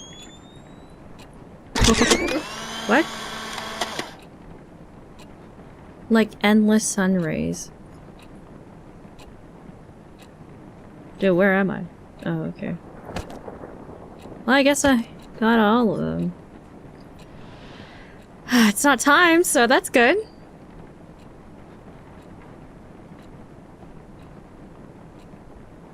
Gaze.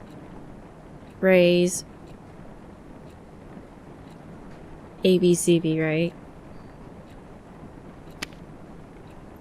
I indulge your gaze like endless sun rays.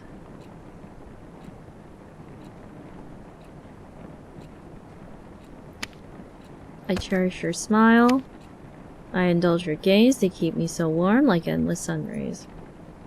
Hey.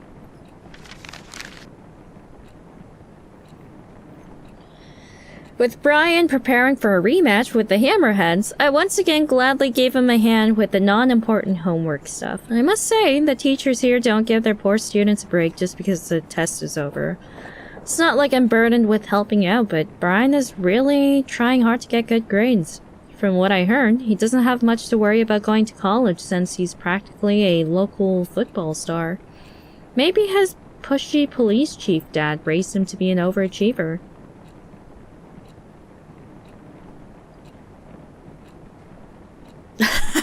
Of course. It's funny how a model athlete like Brian got friends like Kyle who always finds excuses to pull him out of school. That's unfair, really. As long as you're a sports star, you end up with douches like him, no matter how nice a person you are. I don't speak with Kyle much, but I don't need conversation to know what he's like. First of all, his girlfriend is friggin' Stacy Lanings. The stare he gives me when I pass by is enough to creep me out for the whole day.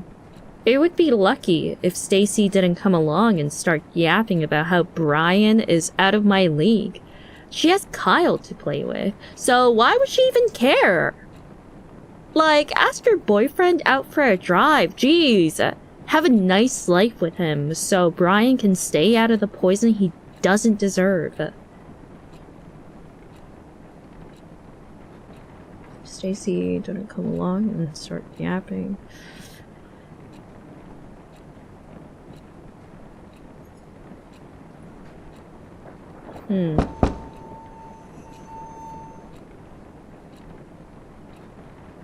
I just did this.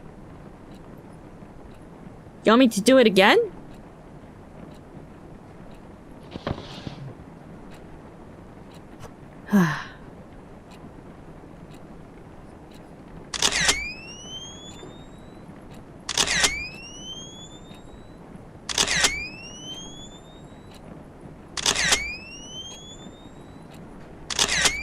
Someone is at the door? Oh! Oh! Oh.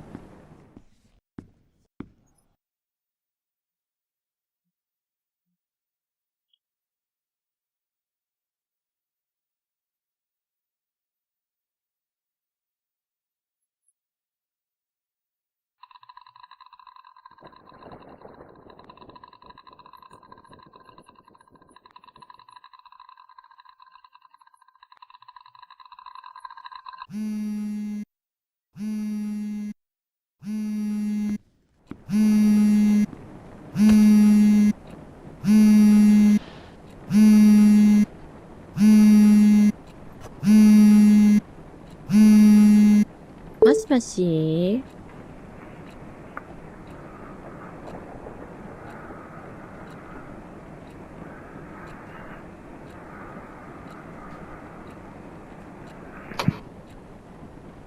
Okay. Mosmoshi.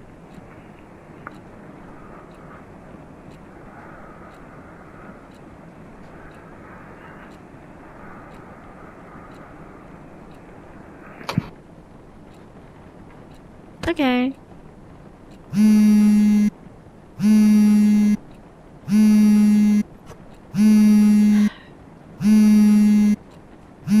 Last chance.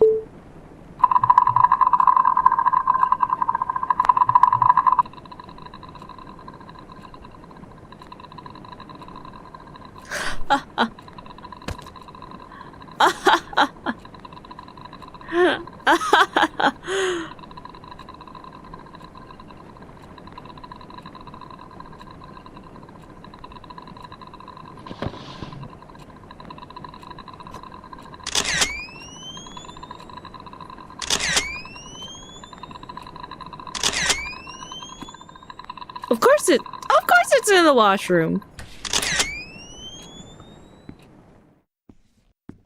Oh.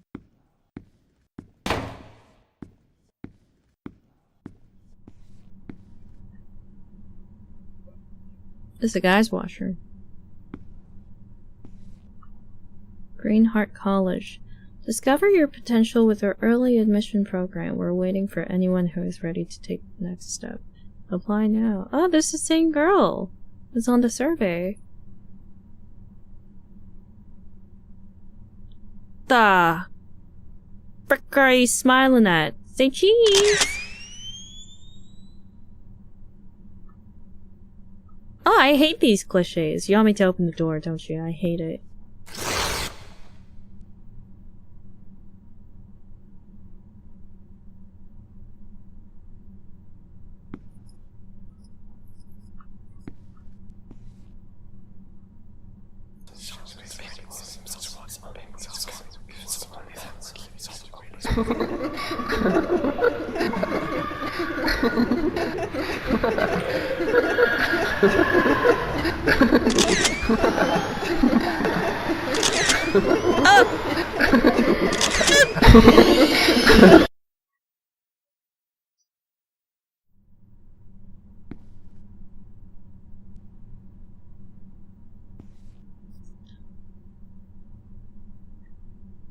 What am I supposed to do?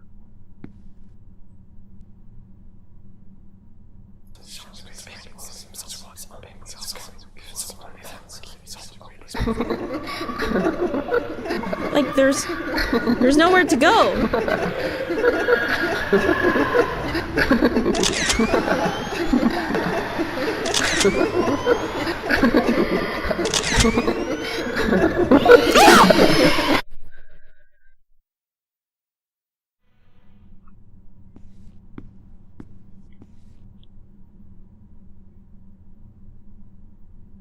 Well, like, the thing is, like, I can't go back to the door.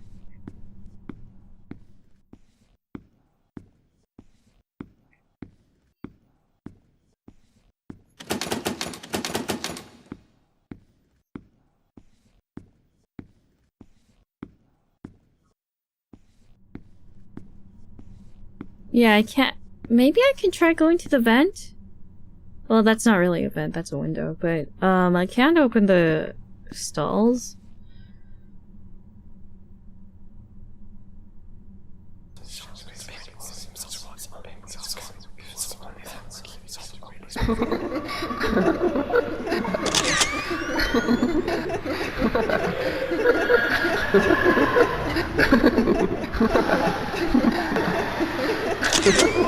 Oh, shoot.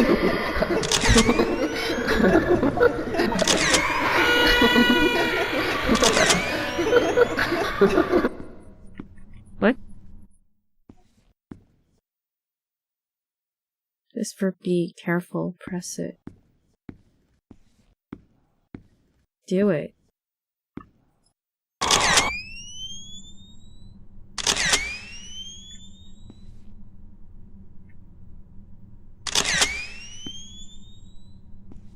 What the heck? And where are you going?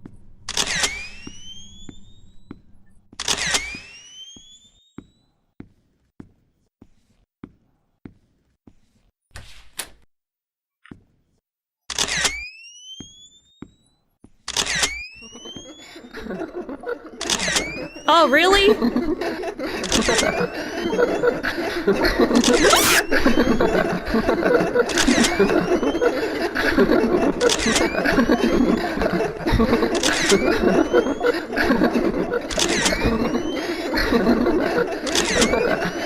The heck?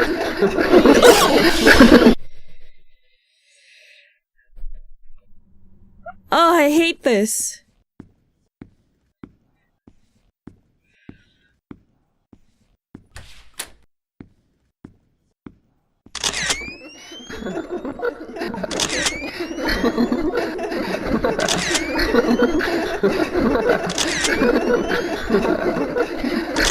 Oh god.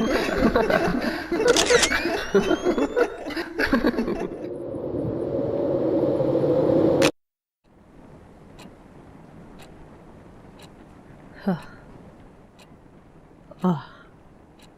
Oh.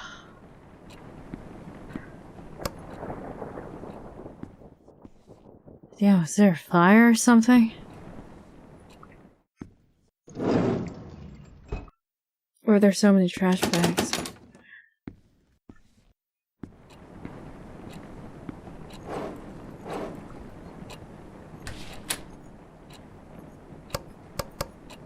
Okay.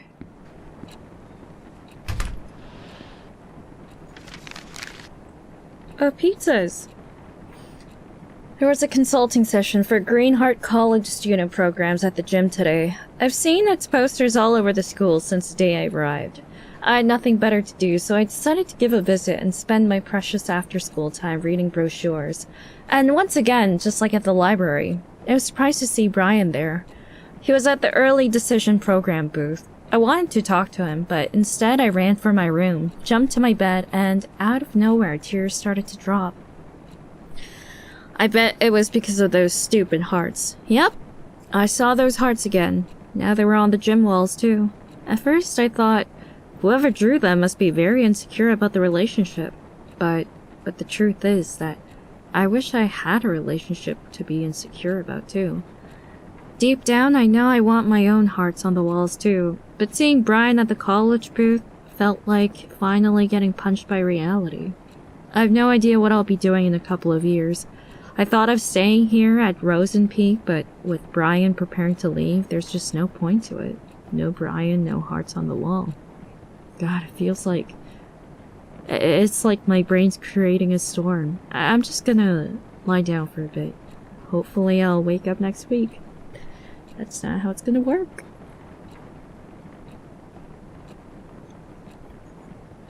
I wake up without waking up. Same rainy night, my lifeless room, endless nightmare. My life is nothing but a repetition of waking up with nothing to live for. Not even a false hope to look forward to this time. Long time ago, when I finally got to accept my feelings for Brian, I thought everything was going to change. But every day was still just like every day. He was still a school star. I was still just his friend.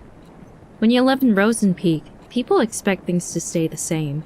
If anything changed between us, it could ruin B and everything around him. So that's how it went. Nothing changed when my whole world burned.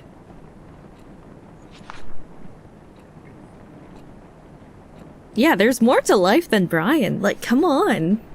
Dude, your life can't just hang on to one person.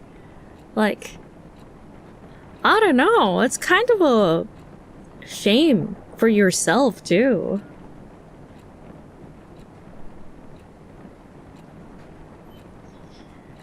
I kept telling myself, maybe after graduation I'll be able to express my feelings for him. I let the fire in my heart eat through my soul and body. I called myself a coward. But I chose to keep what little I had to enjoy. I was a poor kid crawled up in bed. I really hate it when they start making metaphors like that, because it makes me feel like there's gonna be an actual person in bed, or, oh, like a boogeyman underneath the bed. Feels like something's gonna pop up. Hate that. Poor? Do I really deserve that charity title? Am I really the victim of all of this? Who is here to judge me anyway? It's all over. Everyone left me. It's over. So why do I feel like I'm being chased? Like someone's always watching me. Like someone's always trying to judge me. Stacy. Hope the invite go. Is she in or not? Oh, she's coming. Dorks like her can't say no to parties like this. Sweet! Time to give her the drama she wants so bad.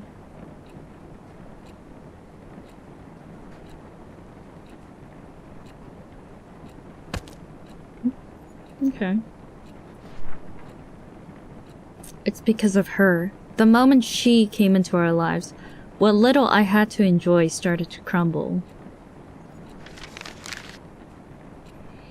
I know I used half of this diary writing about Stacy being a B-I-C-T, but now she's just unstable. It wasn't even past the first class when I saw her arguing like crazy with Kyle. Heard her shouting something like, "I'm done doing sheep for you," before storming away. Then she saw me. I was her next target. She strutted towards me and said, "This is all your fault. Why can't you go back to goddamn San Diego?" Whoa, what'd I do? She was off before I could even open my mouth. I turned to Kyle for answers, but he was gone too. Come to think of it, I rarely saw them hanging out recently, but I didn't know things were this intense. Brian's been acting weird too, though. He hasn't talked to me much recently, and he even looked somewhat more upset than usual. I finally tried to ask him what was wrong, but he cut me short asking if I called him last night again. All I could give was a blank face until Brian said, "Never mind," and walked away. What was that about? What did he mean by again? Calling him in the middle of the night for no reason is something I've dreamed of, but that doesn't mean I actually did that. What the hell is going on?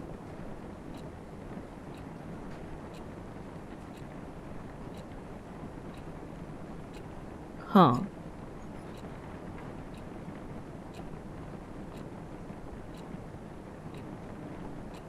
Why are there so many syringes?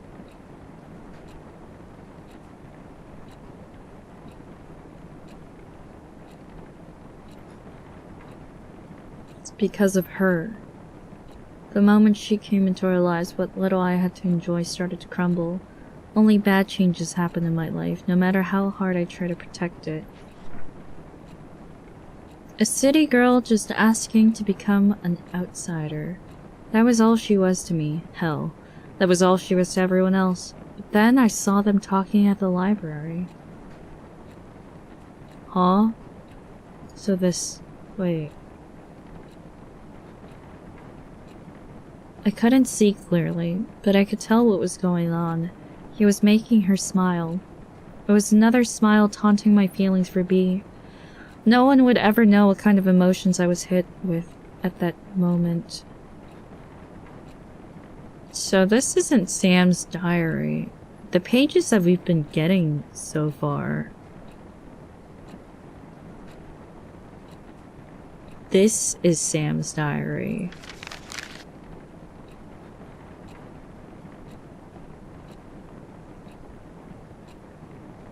Why is it titled like that?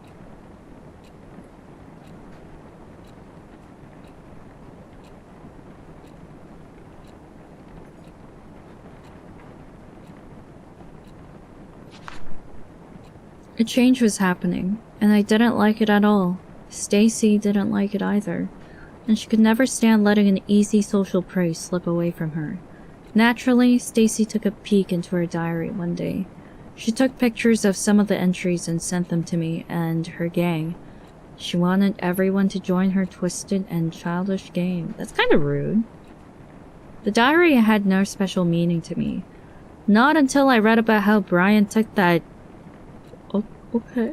On a tower of the town. He had no interest in girls whatsoever, and suddenly now he's hanging out with an outsider?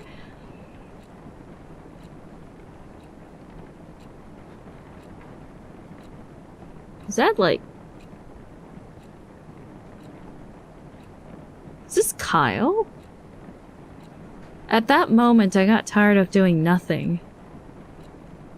I knew I had to do something, so I gave Stacy an idea. It was going to be easy. Spike her drink, get her wasted, and humiliate the hell out of the city girl in front of everyone.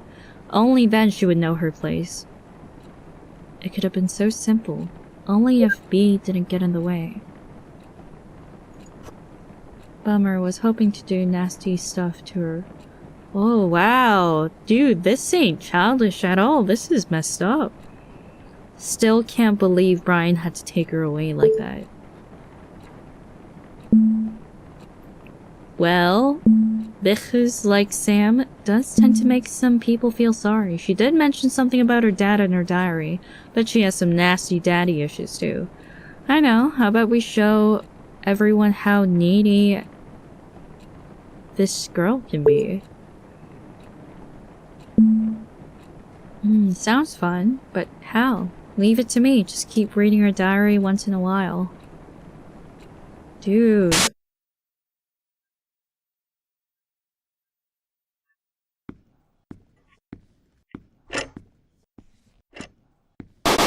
Oh god, bro.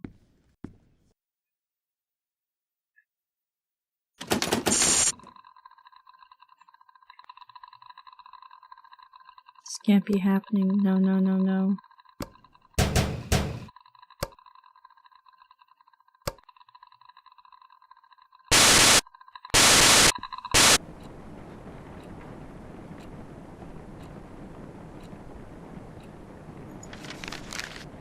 What the hell is going... I don't even know how to describe what happened this morning. This is messed up. My hands are shaking again.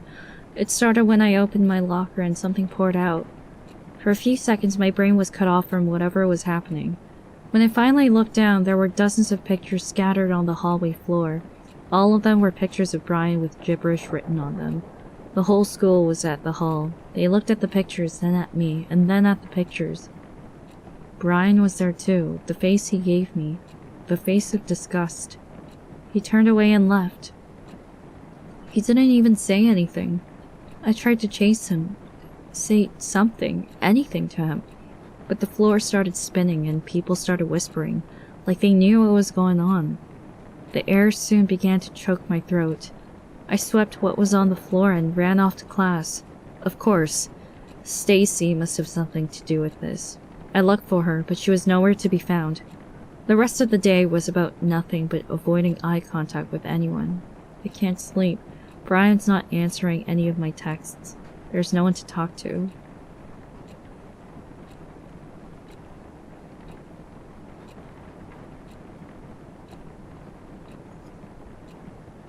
B kept saying nothing was going on between them, but I wasn't about to believe everything was just fine. As long as how could you? In my eyes, Sam was using Brian to fill her sad, empty life. I couldn't let that happen. She wanted drama she didn't deserve. She deserves hell. She doesn't get to barge in and start stealing the life I've only dreamed of. Stacy kept doing what she does best, digging into other secrets. She sent pictures of the little sheep's diary pages to me. That's how I found out about their little trip to Colton Hill. It was our hideout since first year of high school, and her presence turned it into frickin' nothing. How could B do this to us? Dude, why didn't you say something? Just have courage. You're the coward. The only way to break them apart was to show Brian what a creep she was. Excuse me? Blar. I kept reading the disgusting words she wrote on her diary. At the same time, I felt something. A reminder of how I felt when I fell for B. How it felt so right and terribly wrong. Screaming into my pillow never helped with making the feelings go away. Did you find the diary yet? Babe, I think you're taking this too serious. Okay, it is Kyle. Did you find it or not? I think she knows I'm sneaking into her room. I can't find it anywhere. Babe, don't you think you're too obsessed with breaking them up? Oh, so that's why she started bringing her diary with her. Oh. You're bailing on me now? Forget it. Please, babe. Maybe Brian doesn't even like the girl. I said forget it. So Kyle killed Sam. So tired.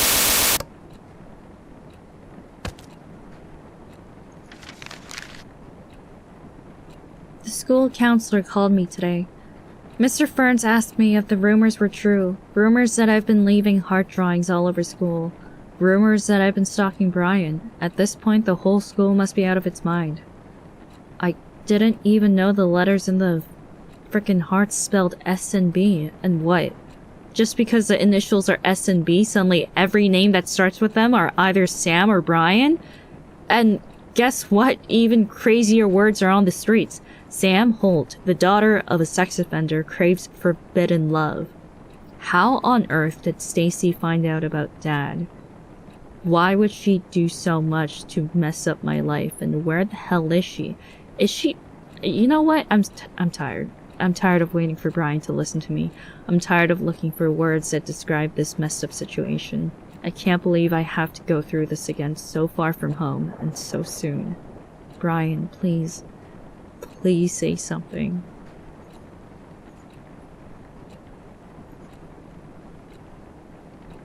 Bro, you're so messed up. Bro. Then I remembered she wrote something about her dad. It must... Kyle! Kyle, what the heck, man? I need to be locked up. Dude, Kyle! Kyle! Don't be like this, Kyle! Kyle!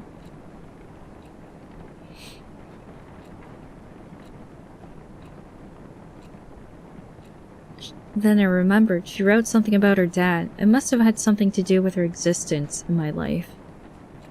I started digging. It wasn't even a challenge. Keith Holt, arrested for sexually assaulting a teenager. It was beautiful. I found the perfect ending. All I had to do next was fill in the rest of the story. Sam Holt calls Brian from a payphone in the middle of the night and silently listens to his voice. How did Sam's dad even get married? He likes little girls, doesn't he? Maybe Sam's mom used to be the perfect victim. Bro. Sam Holt takes Brian's picture and keeps him hidden in a locker. That Sam girl's got some balls. Everyone's talking about a pervy dad and she's still showing up to class. Respect. Sam Holt draws hearts all over the school to let others know Brian is hers. OMG, how could Sam Holt not kill herself? If my dad went on the news for touching teens, that's bye-bye world for me.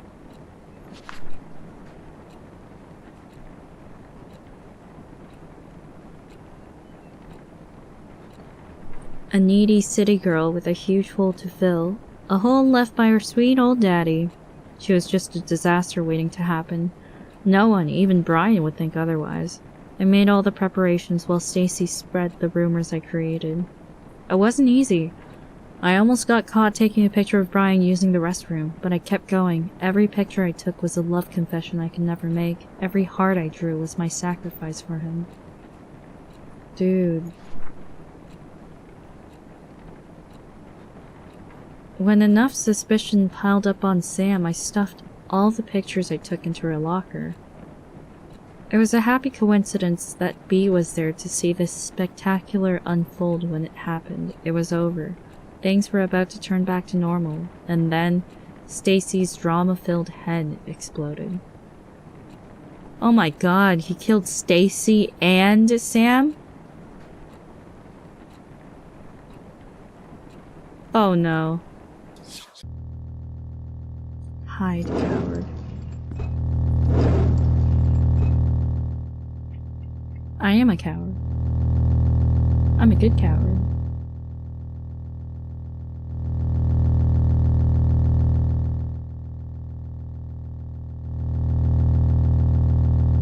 Do I have to get out? I have to get out?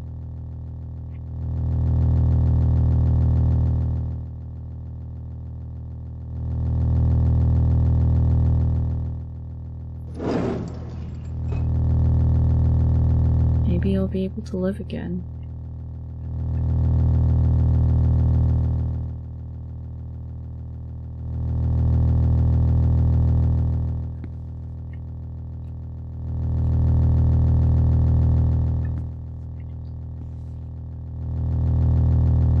Okay, maybe...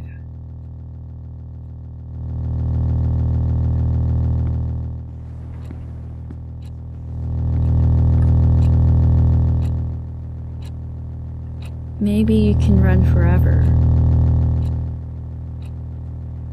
Maybe you'll be able to live again.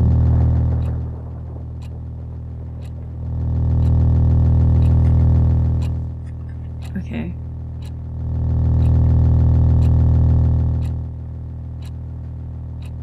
Maybe I should run now? Never mind.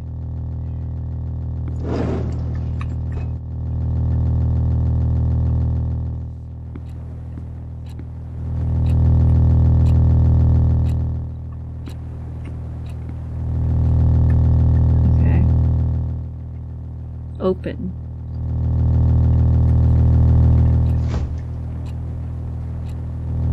Just kidding, you're gonna die.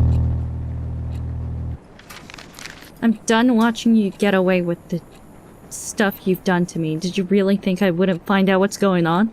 I know you've been using me to break Sam and Brian apart so you can have some fun with her. Well, I had my share of fun when I told Brian what you've been doing. You should have seen the face he made when I got to the part about you drawing those stupid hearts all over school. Hope you enjoy your happy life now that there's no Brian to get in your way. Oh, by the way, I saw you staring at that college poster. What? Did you like the girl in the poster too? Is it why you tore her face off? You need help. And don't bother calling me.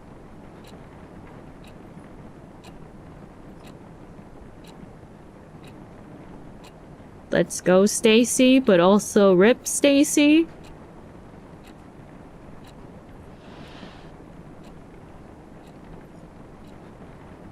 Stacy's not so bad, yeah. Dude, I was getting a little Please, man, Stacy got it all wrong. It's just a misunderstanding. It's a meaningless prank, that's all. Please, B, don't do this. Text me back, please. The day Stacy told Brian was the last day he talked to me. He was so angry at me. He would never understand what I did for him. Typical. So goddamn typical. Again, I was left alone to suffer. This time, someone had to pay for it. Oh, you pushed her off. Oh, you pretended to be Brian. Oh.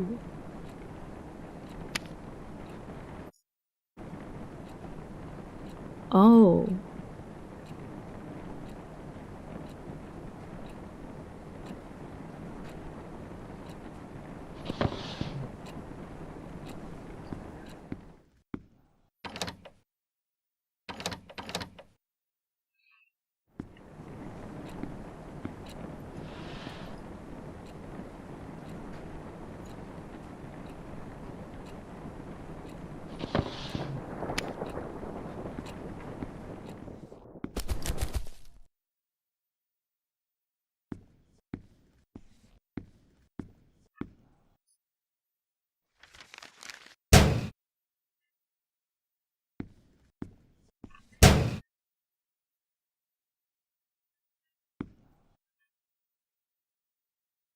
Okay.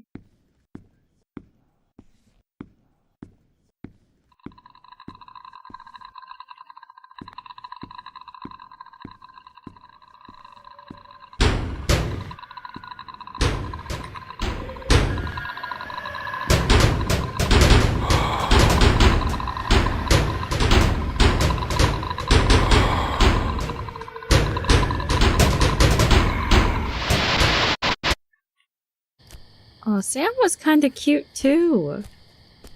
Man.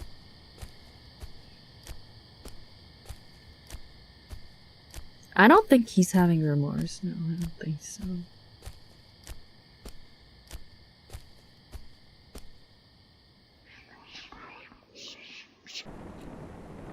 Waiting for someone? Kyle, what are you doing here? Just can't stay away from him, can you? You know you don't deserve him. I don't know what you're talking about. Our lives are ruined because of you. Hey, don't come any-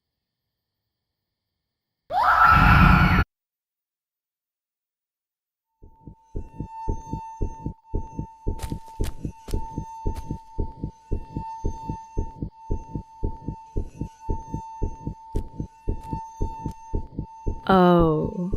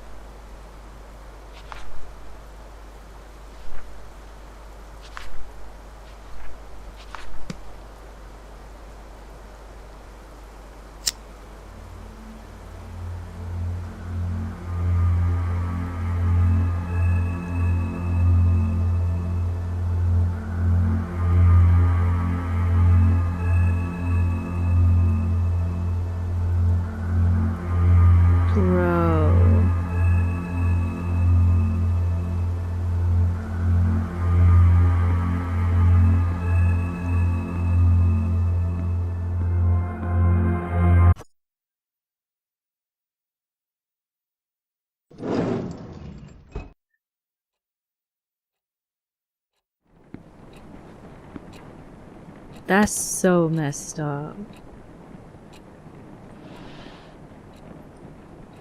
It was an accident. I never meant to kill her. Or maybe I did. Did I? But does it matter now? Did any of what I did matter? I left the team soon after what happened at Colton. After that, the school. From what I've heard, Brian easily got accepted to college. He left town right after graduation. The fact that he's a star athlete with notable school record worked like a charm. He's been growing the idea of leaving Rosen Peaks since his mom died. Living alone with his obnoxious dad didn't help much with being attached to his hometown. He kept his plan mostly a secret. He hated the attention he was getting as a star who lost his mom. If people found out his plan, they will surely be talking about it too. But he did hint about leaving, and I tried so hard to ignore what it meant for me. Even those college posters all over the school were laughing at me. They were making fun of my impending doom. They were all saying, haha, see, you're gonna die alone here. Maybe I knew. I knew that Bea took an interest in Sam because she was just a clueless new girl who was lonely enough to do anything for any guy who was nice to her. But jealousy is a strong creature. It quickly devoured my mind. Soon, anger took control of me. I just needed someone to be mad at other than Brian. Even after he left me, anger stayed. It still haunts me in my sleep, and every time I open my eyes, it just gets worse. And again, it's time to wake up. But wake up for what? To be greeted by the fact that I must start running around in circles again? That I must stick needles into my body so I can forget my past for a few goddamn minutes? It's just like that story Miss Leslie once told us about, the shortest horror story in the world. The last man on Earth heard a knock on the door. I'm alone in my room. I'm alone in this world. There's someone knocking on the door. I don't know who it is, but I keep the door locked. No one comes in, no one goes out. I'm so tired. I just want it to end. Let's just wake up. Let's just open the door. I don't care who or what's waiting for me. Alright, let's burn it. Let's burn. Oh!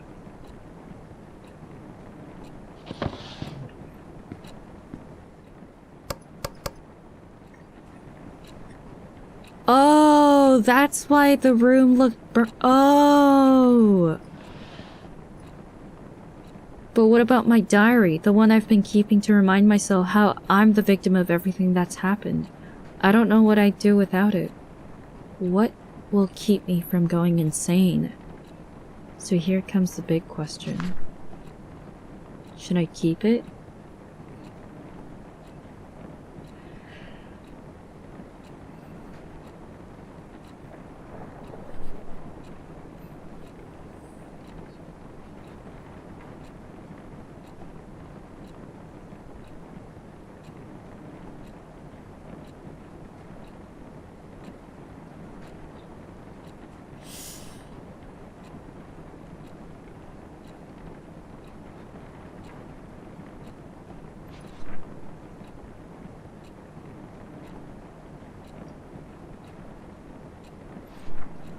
The thing is, I want him to keep the diary. Like, I don't want him to burn it. So that people would know what he did exactly, but I don't know what the answer would be here. So let's do a poll.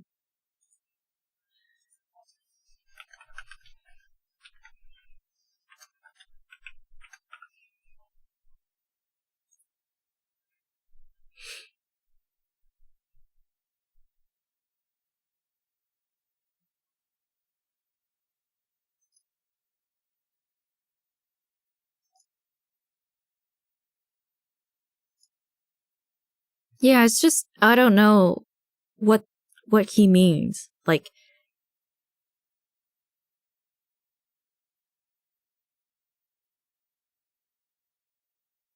Like, if he keeps it, does that mean no one's gonna find out?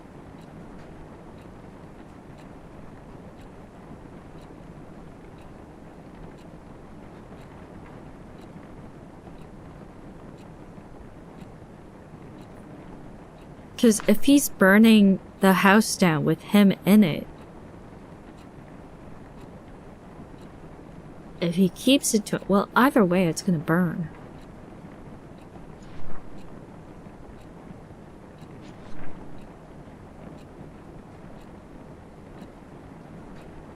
What about my diary, the one I've been keeping to remind myself how I'm the victim?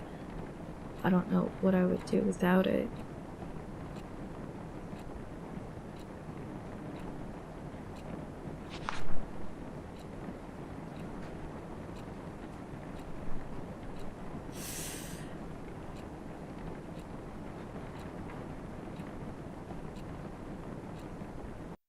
Yeah, give me a second.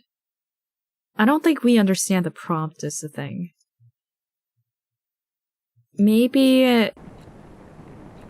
I think most people who said yes is that they think by keeping it, it'll keep the evidence, but I think...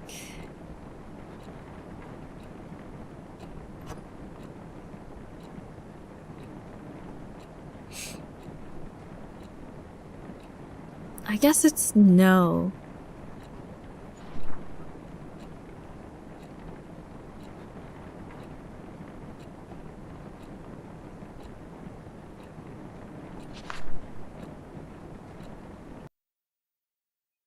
Oh, and there's no save option too, okay. Okay, I guess it'd be no then. Yeah. I just want him to keep the book. So that he can turn it over to the police. I guess it'd be no. Okay.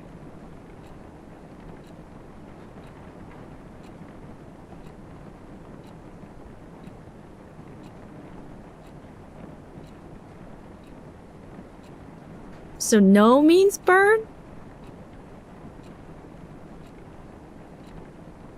Okay.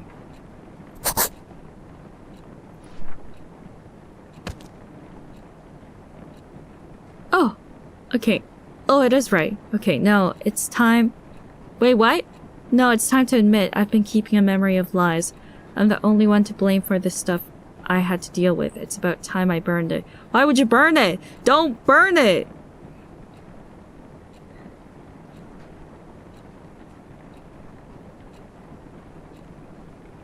But what after that? I could open the door out of here, face whatever's waiting for me. Or I could just stay with the fire and let go. Whatever the choice, it's time to light the fire. I think you should get out and turn yourself in.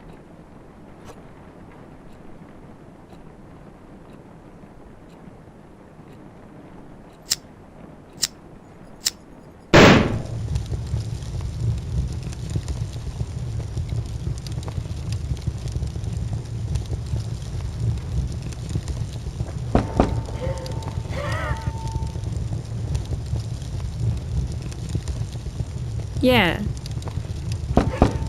No, it's too easy.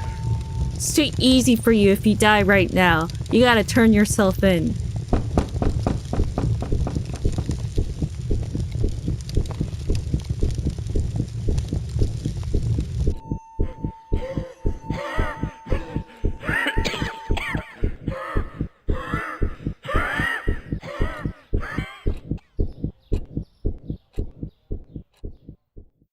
Yeah, right? What was in that book? Just exploded. The death of Sam Holt, initially reported as suicide, was shed a new light by her former classmate. Kyle Jenkins confessed he was with Miss Holt when she fell to her death on Colton Hill in 2006. According to the shocking revelation, the 14-year-old transfer student from San Diego was involved in a heated confrontation with Mr. Jenkins due to... Oh, good! Good! Nice! Okay, I was gonna be like, dude, you can't burn the book. You gotta keep it as evidence. If you die.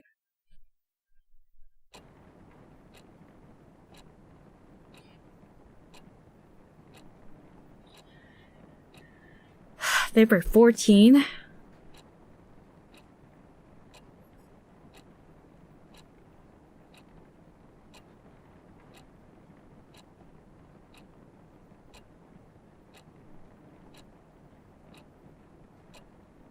Sam was only 14.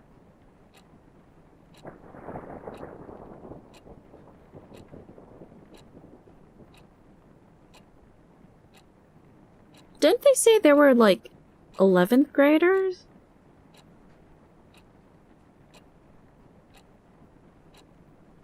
I guess it started from age 14.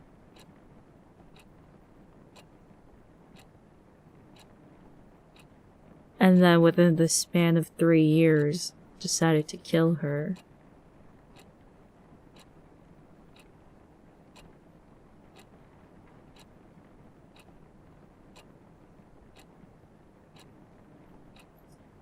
Yeah, they said 17 too.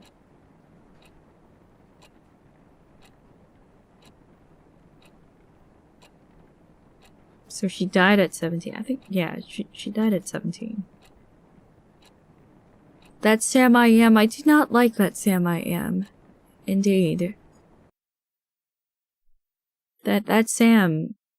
Sam I am, I think he needs help. He needs a lot of help. Dude needs a lot of help.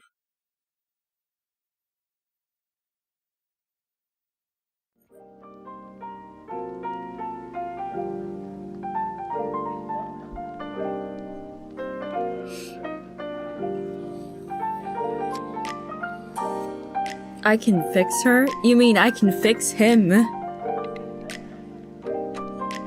Yeah, why are we talking about Sam? It's Kyle.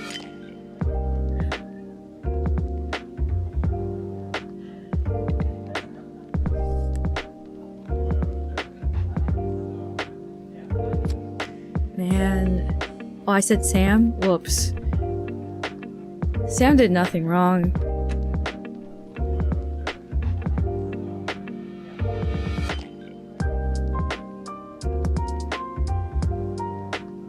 Kyle misunderstood kiss your homies. Yeah, kill your homies. Traumatize your homies. Yeah, Sam was just kind of misled, really, into thinking that she was the suspect. Which is sad. And, like, she still didn't want to, you know, throw her life away, even after, you know, going through that experience. So she was a very strong character. Yes, Stacy carried. Was kind of surprised.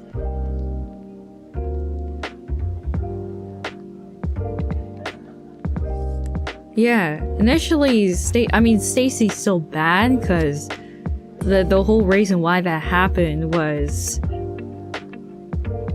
you know, kind of half because of her, really. More than half? Well, half. She was egged on, but also she found out a lot of the information about her. And also she didn't do it out of, you know, altruism. It's just to, you know, mess up Kyle.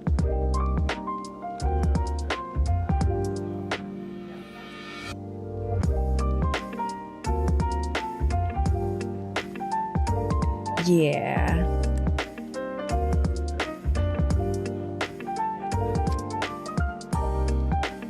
Yeah, she just hated being used by Kyle. I wouldn't say that Stacy's good because of that, but she did carry. Otherwise, you know, Sam would have had a very terrible school life for absolutely no reason. Yeah. At least Stacy didn't kill someone directly. I mean, it's still pretty bad that she did that, because that could have indirectly killed someone. She owned up to her mistakes because of guilt. No. She wasn't guilty at all. She didn't feel guilty. Probably just for, you know, being manipulated, she was angry.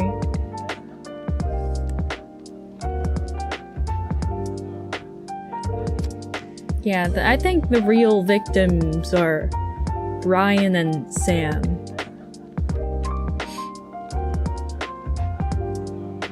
Yeah, Stacy thought Kyle liked Sam. Probably didn't expect it to be, Brian.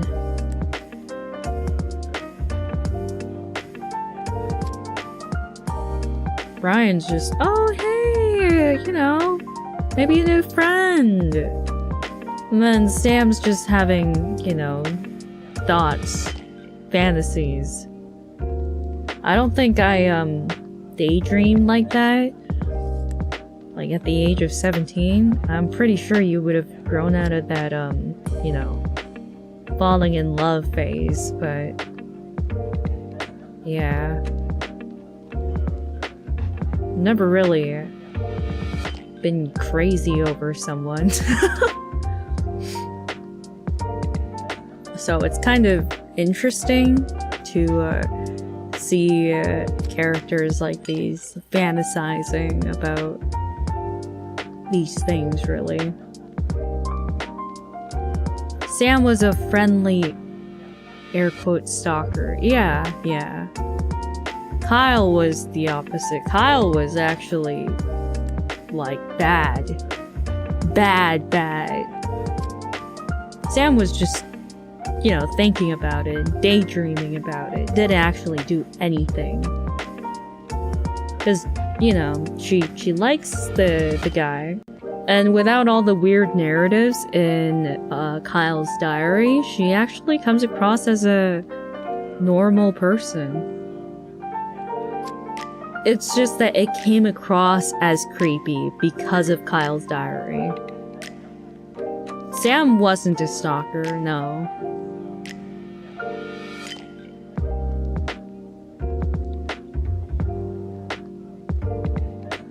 Yeah, Kyle was the one calling and breathing into the phone at night. Yeah. Because Sam never called.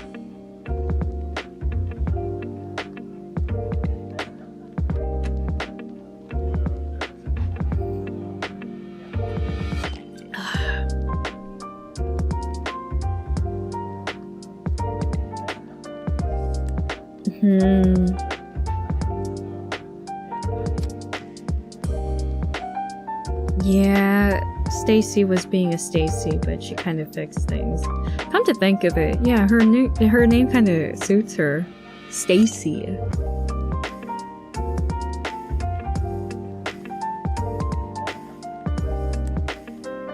Ugh. Man.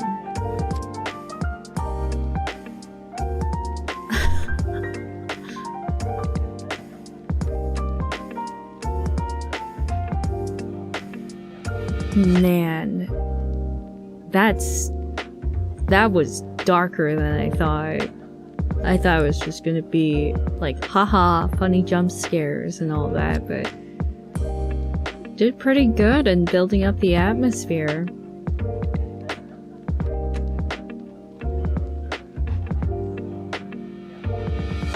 The part about Sam's dad was messed up too.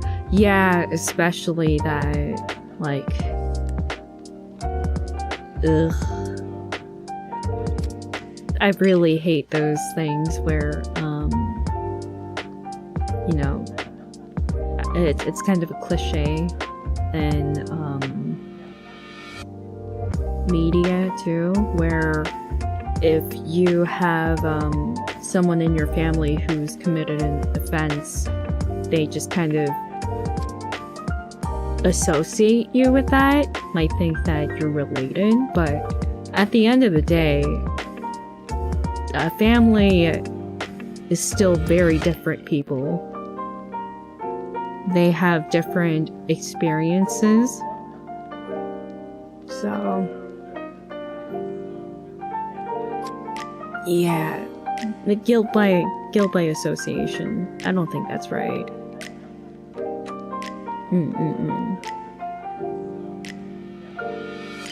There's no scenario where Kyle walked out of that situation as a good person.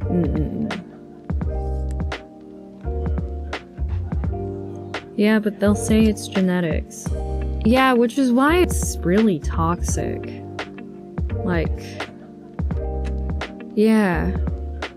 It sucks. It sucks.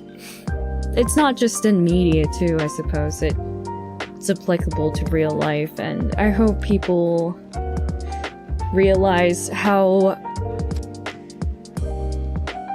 I guess, how toxic that is.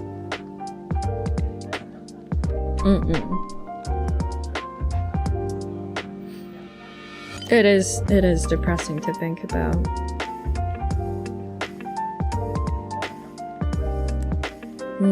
Kyle's mind was messed up because he couldn't express his emotion, I think. Yeah, I should have just said it and then got rejected. Dude. Just say it, get rejected. Say, okay. Well, that was a nice try.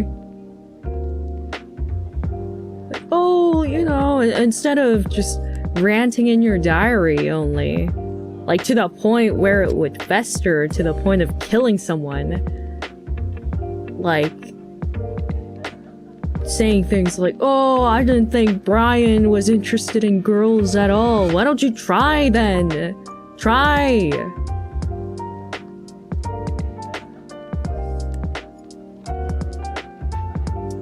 Man needed a therapist. Really did. Now I'm scared to make a diary. I mean, you can make a diary, just don't be like Kyle.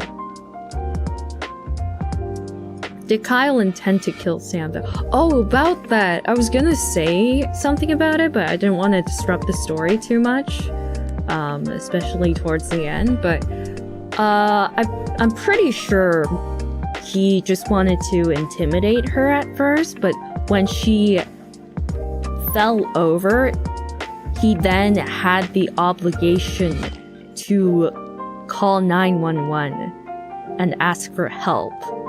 But he was looking at her still alive on the ground, moving, and yet he took her bag and thought about burning it. Then that becomes a crime with intention. And that also counts as criminal negligence. And for that reason, no. He is definitely guilty. Like, the end result is that, yes, he killed her.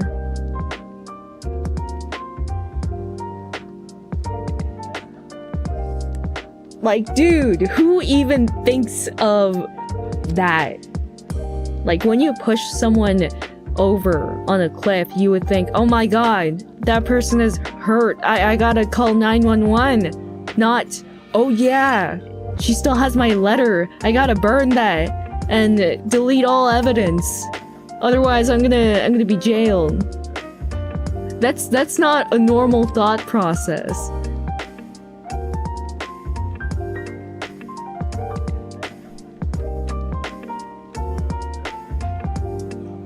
Did he know she was still breathing? Yeah, because in the scene, Sam had her arm up while she was like on the ground after she fell over, but decided to just ignore that and grab the bag instead. Yeah, it wasn't just breathing, she was moving, her body was there. And she was moving, like her arm was like reaching for the sky. Yeah, her like limbs were kind of like distorted, like turned in all the wrong angles and whatnot.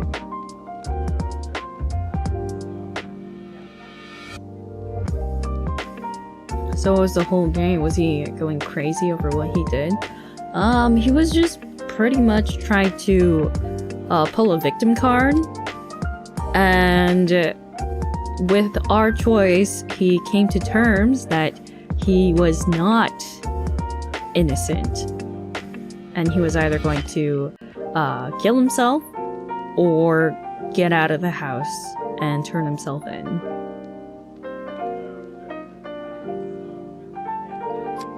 Yeah.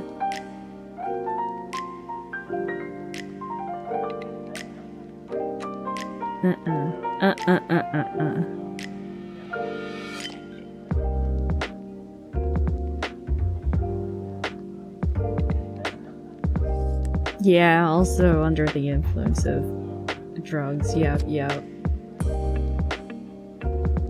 Took 4 years for him to confess.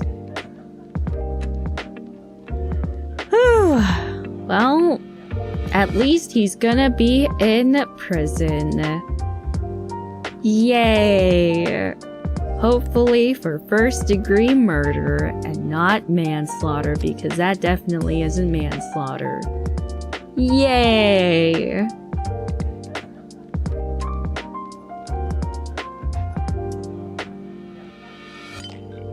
Alright, let's read the supas then.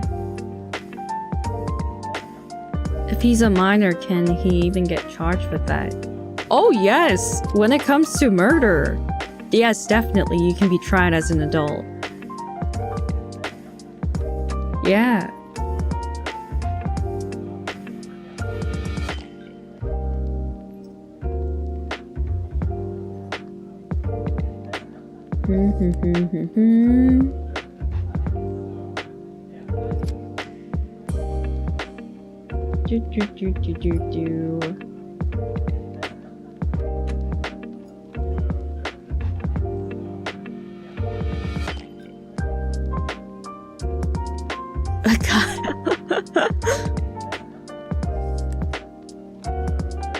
Kyle is super chatting from his jail. No, let's not compare this Kyle to, you know, Kyle. No.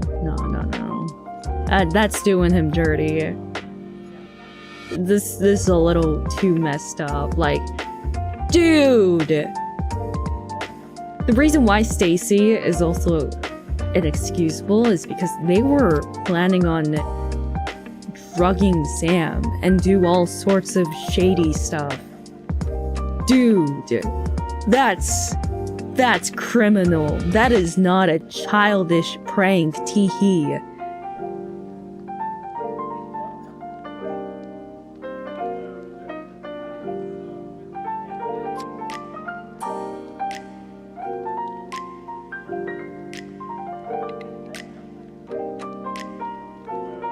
Okay, but let's see. Alright, but to start us off, thank you to Rice. I'm gonna ask you the same question you're probably gonna ask once this is all over. Why in the name of all that's holy did you do this to yourself? 'Cause, you know, it's spooky month. Why don't you do something spooky and quirky before the jolly old season? Jolly new season? I don't know. And Sam goes by, baguette cheese. Baguette cheese stir. Amazing. You changed it. Hey Kronii, I thought you told us you weren't soon. I'm touched you would pick that game to show your dairy for me though. But I'm sorry, but I prefer you as my Oshi instead. Yeah, Sam? Well, it's a good thing I'm not a Kyle. And Cloud Rain / Blessed Archdemon, thank you. And Miapuku, Kronii's Discord kitten. All these I love Sam. It hits different now. And Daku, time to change my name to Sam. Oh no, red flag, bro. And all this like, thank you, Sam. Thank you, Sam. And Ikutsu, oh, Ishiku Mason, thank you. And MRC, who is Sam? I just came here. Well, Sam died. Sam I am, or like Sam I was. And Maizumi, the cute Kronii, thank you. And let's see. Sam goes by, thank you. Hobo. Thank you, thank you. And Zimki. How do you... Definitely an interesting choice. How do you find these games? Yeah, I'm kind of like that. Yeah. I found, like, you know, a bunch of other games while I was looking for games that can be played. And I was like, oh man, there's nothing to play. I want to play things. And yeah, I took some time looking into it, and yes. Are any of them happy? Yeah. I found a cool horror fishing game lately. Yeah, is it Dredge? And Trouble, thank you. Gotta thank Sam, the French one, too. Lifted the building with one hand and rescued me from the earthquake. What a hero. Okay, sure. Trouble, thank you. And Neo Matrix, Sam, the French one, so good. Sam, the French one, so good. God damn it, I shouldn't have read that one. Zenya, thank you. Wish every month was October so that my Oshi could play spooky games every week, every day even. What the heck is wrong with you, bro? Nate Deschamps. I'll never forget how Sam, the French, pulled me from the wreckage of that falling building. I'm eternally indebted to him. Yeah, but none of you saved Sam. And Ichisake. No harm ever came from reading a book. Yeah, sure. QB, thank you. And Daytime. And Sam goes by Baguette. Cheese. I'm gonna just call you Cheese. Someone say cheese slams cheddar on table. Hey, you know I need lifeguards? Cause I'm drowning in your deep blue... Oh yeah, yep. I'll already apologize for my fellow Sam. Oh yeah, there was nothing to apologize for Sam. You're just dead. Sam's dead. It's okay, I need no saving. Yeah, Sam didn't need any saving too, cause she dead. And you didn't save her. You should have saved her, Sam. What's wrong with you? Sam didn't go by. Sam goes by. And Spooky, thank you. And Ninebreaker, yes, thank you. And Coach John McGurk, thank you. It was pretty cool. My first name is literally Sam, middle name Kyle. I can be your Angle or your Deville. And Aryushan, thank you. And Dartrith Boris' servant, thank you. And Mr. Death the Kid 8. You know? Oh yeah, right. I read this. Lord of the Rings, right. And Tate Aniki. Dear Diary, it's Kronii. I was feeling kind of sad today because I thought I saw Kronii checking out another girl, but then I realized it was Kronii looking at herself in the mirror. Oh, that silly Kronii. Love forever. Kronii. Oh, silly. Of course she'd get jealous. Surely she wouldn't pull a Kyle. That'd be horrible. And Mr. V, thank you. I did get through it eventually, but time stuff, very stressful. I can't. And Daniel Cole sounds like a fridge ghost. Pasta Geist. Ha ha ha ha. Get it? Pasta Geist, but like, you know, poltergeist. Ha ha ha ha. And that was not that scary. Look, even my heartbeat pulses calm, just like a flat line. Yeah! So chill! All that silence. And And Gurna, thank you. I was holding my breath, yeah. It's just, I get scared. I feel like if I breathe in while I'm like in this intense scene, I feel like I'm gonna get jump scared and I'm gonna let out the loudest scream. And that's why I hold back, I think. As chill as Sam's heartbeat? Bro, that's too soon. An R, thank you. And W General. Hi, Kronii. Oh yeah, it's my friend Peter's 28th birthday and he just got a big job promotion this week. Hey, congratulations! You've been his Kami Oshi since debut. Hubba-da. Already sang it during stream. But yeah, hubba-da. And good luck.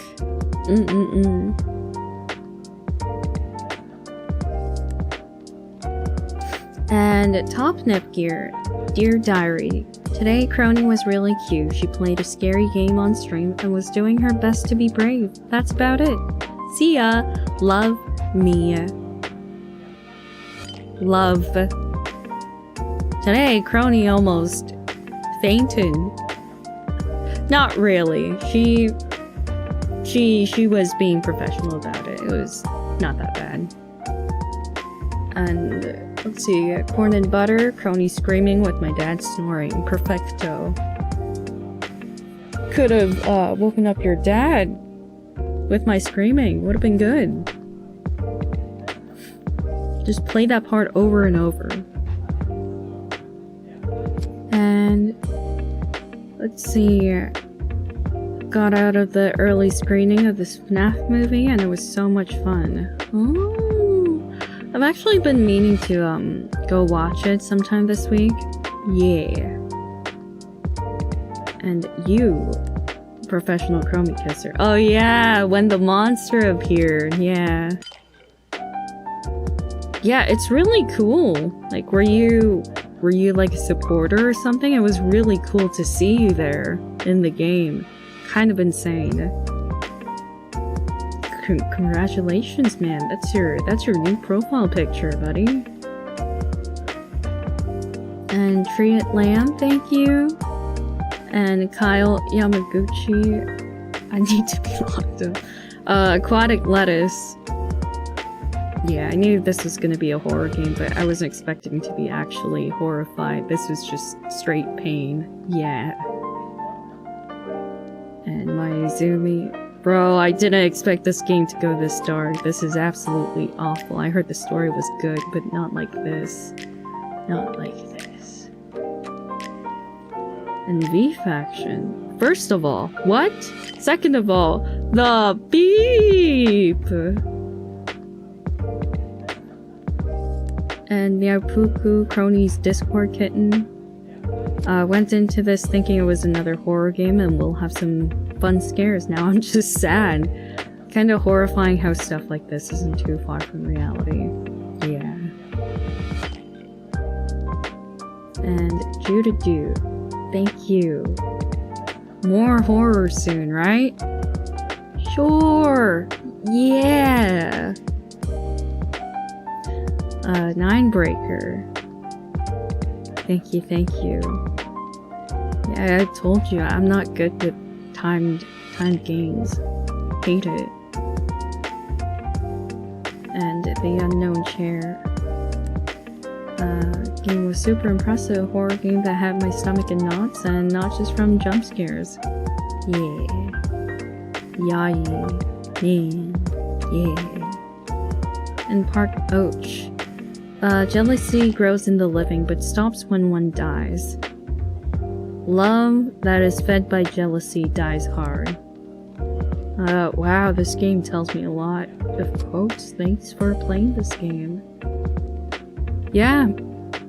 Like, there was also one thing that my friend long ago told me, and she told me that jealousy is a thing of flesh, or something like that.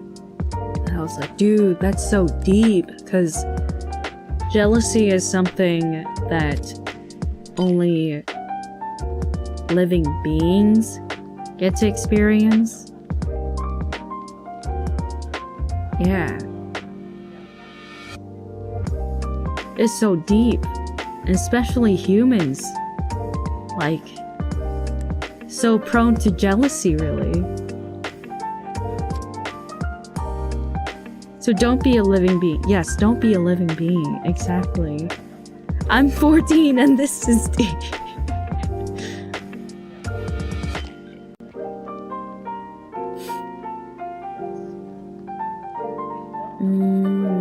Let's see. And what taco time? That was a lot more intense than I was expecting when I heard you were playing a reading-focused horror game. Great game. I wasn't expecting that we were actually Kyle. Very interesting twists. And Aryushan, thank you. And Agiri. The real horror was people all along. Was not expecting that at all. Yeah. It was a good game. And let's see. I didn't think this story would go like this. The story really hurt, especially with how realistic it felt. And KT. Damn. Damn. And Neo Matrix. It's kind of interesting how this game has a lot of odd similarities to Silent Hill 2 and 4. Thanks for the stream. The game was pretty neat. It's probably just a lot of, holu, really. Delusional. Unreliable narrator, I suppose? Yeah. And Rybat, thank you. And MRC. Sam is insane. No! Kyle is insane. And number 1729. It was another interesting game. Thank you for the stream. Made in Heaven, thanks for the fun stream. Thank you. And Jax. Bro, I was worrying about the new Halo game at 14. What are these kids doing these days? The kids are scary. And Sam goes by, Baguette Cheester. Or cheese. Whoa! I was also going in blind, and that was something. Didn't expect as much, and at the same time was a great experience. Glad to hear you do the voices too. Yeah, thank you. And Alejandro Martinez, thank you. This was like 2006, so they should be worrying about the new Halo game. And they didn't. They cared about real life stuff. Dude. Now see, if people were playing games, nobody would care. Nobody would care about school drama. If you guys were all absorbed in games, then you would be talking about the new MMORPG or whatever, and not care about human concerns.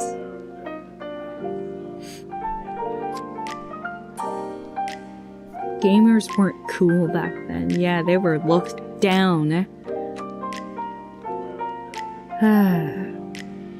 Games will save the world. Yeah, sometimes.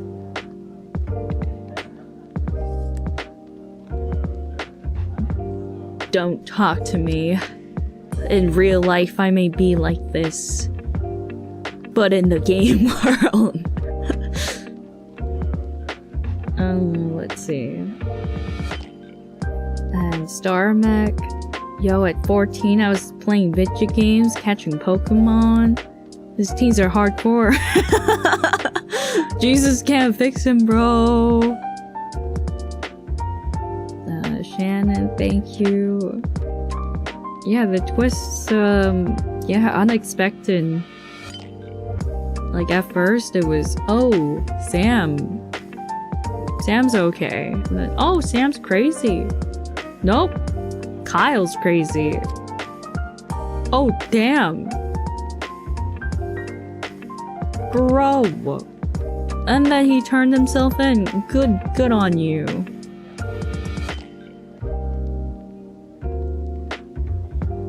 And, Zame, thank you. Yeah. was unique in its storytelling, definitely. And Sabbath, some genuinely tense moments, but you made it through. I'm sorry for pausing so often during those timed ones. It's just that I get so nervous. And that's why it doesn't help at all when frickin' mortuary assistant doesn't stop, the time doesn't stop, even when you pause the game, so it sucked so much. Ugh.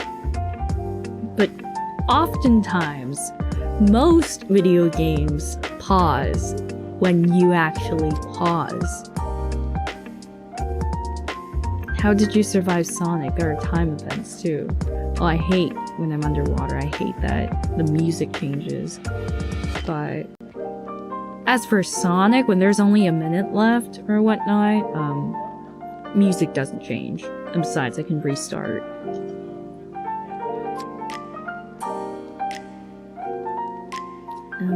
Let's see. And Sabbath, some genuinely tense moments. The way the game turns around one's first impressions about Sam is kind of neat. I do like unreliable narrator type of games, because it's always a pleasant surprise, I suppose, if executed properly. Alright. Kronii, you got 30 seconds to wrap up the stream. Let's go. Don't say that. I'm so anxious. For a second, I was thinking, wait, do I have to? Is there something coming up? It was so, man, gave me like a fight or flight kind of instinct kicking in. And Daku, thank you. Yeah, didn't I expect that ending? Poor Sam and Brian, all my homies hate Kyle, and Stacy is a bee. Yeah, yep. And Fong/Miso, can we just go back to the simpler times where it was just about the funny clock lady fighting against the spooks? It became too real and painful, though.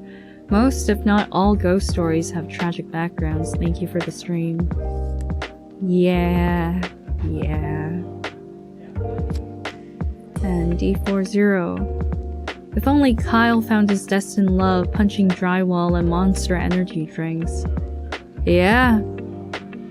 Would still be pretty bad, but still. Yeah.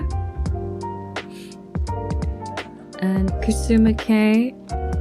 Thank you. It's not Halloween yet, but thank you, Kusuma. Thank you. And last but not least, Kyle Yamaguchi. Yeah, so yeah.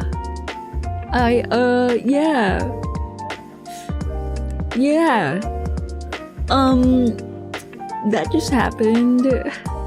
But it's okay, it's not you. It's not you, so you're fine.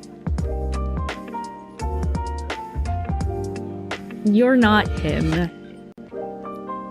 Nobody should be like him.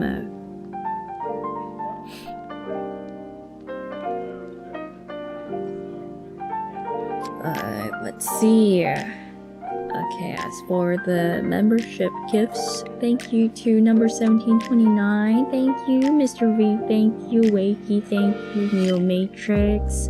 Kage Tonari, thank you. Crunchy Bee, Eating Mike Tyson, thank you. Mr. Vig, whoops, my bad, thank you. Lynn, thank you. Miyapuku Kroni's Discord Kitten, thank you. Number 1729, thank you. Wet Taco Time, thank you. Mr. Death the Kid A, thank you.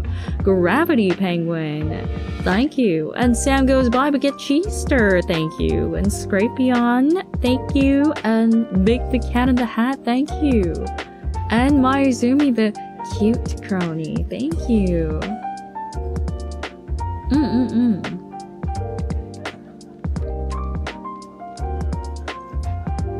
Oof. Adaku, thank you. Woo! Is he really cute though? I mean, they say so. Gotta believe. And Sam goes by. No, not Sam goes by. Encouragement. Chill like Sam. Ooh. Let's not be chill like Sam. And thank you to Xenia. Thank you. Yay. Chilling 6 feet under. Not even that. She wasn't even given a... Well, okay, well, they did find her body, so she probably was given a proper burial. Sam, the alive one. Yeah. Okay, but yeah, chilling with Jesus. Don't ever say that, bro. That's so messed up. You stop your talking. And Mame, thank you. And I will be going now. Q, thank you. Need some therapy after this. Feels like I witnessed something I shouldn't have. Yeah. Alright. Kuroyasumi. Thank you. And Marizumi, thank you. Yeah. Bye. Yeah.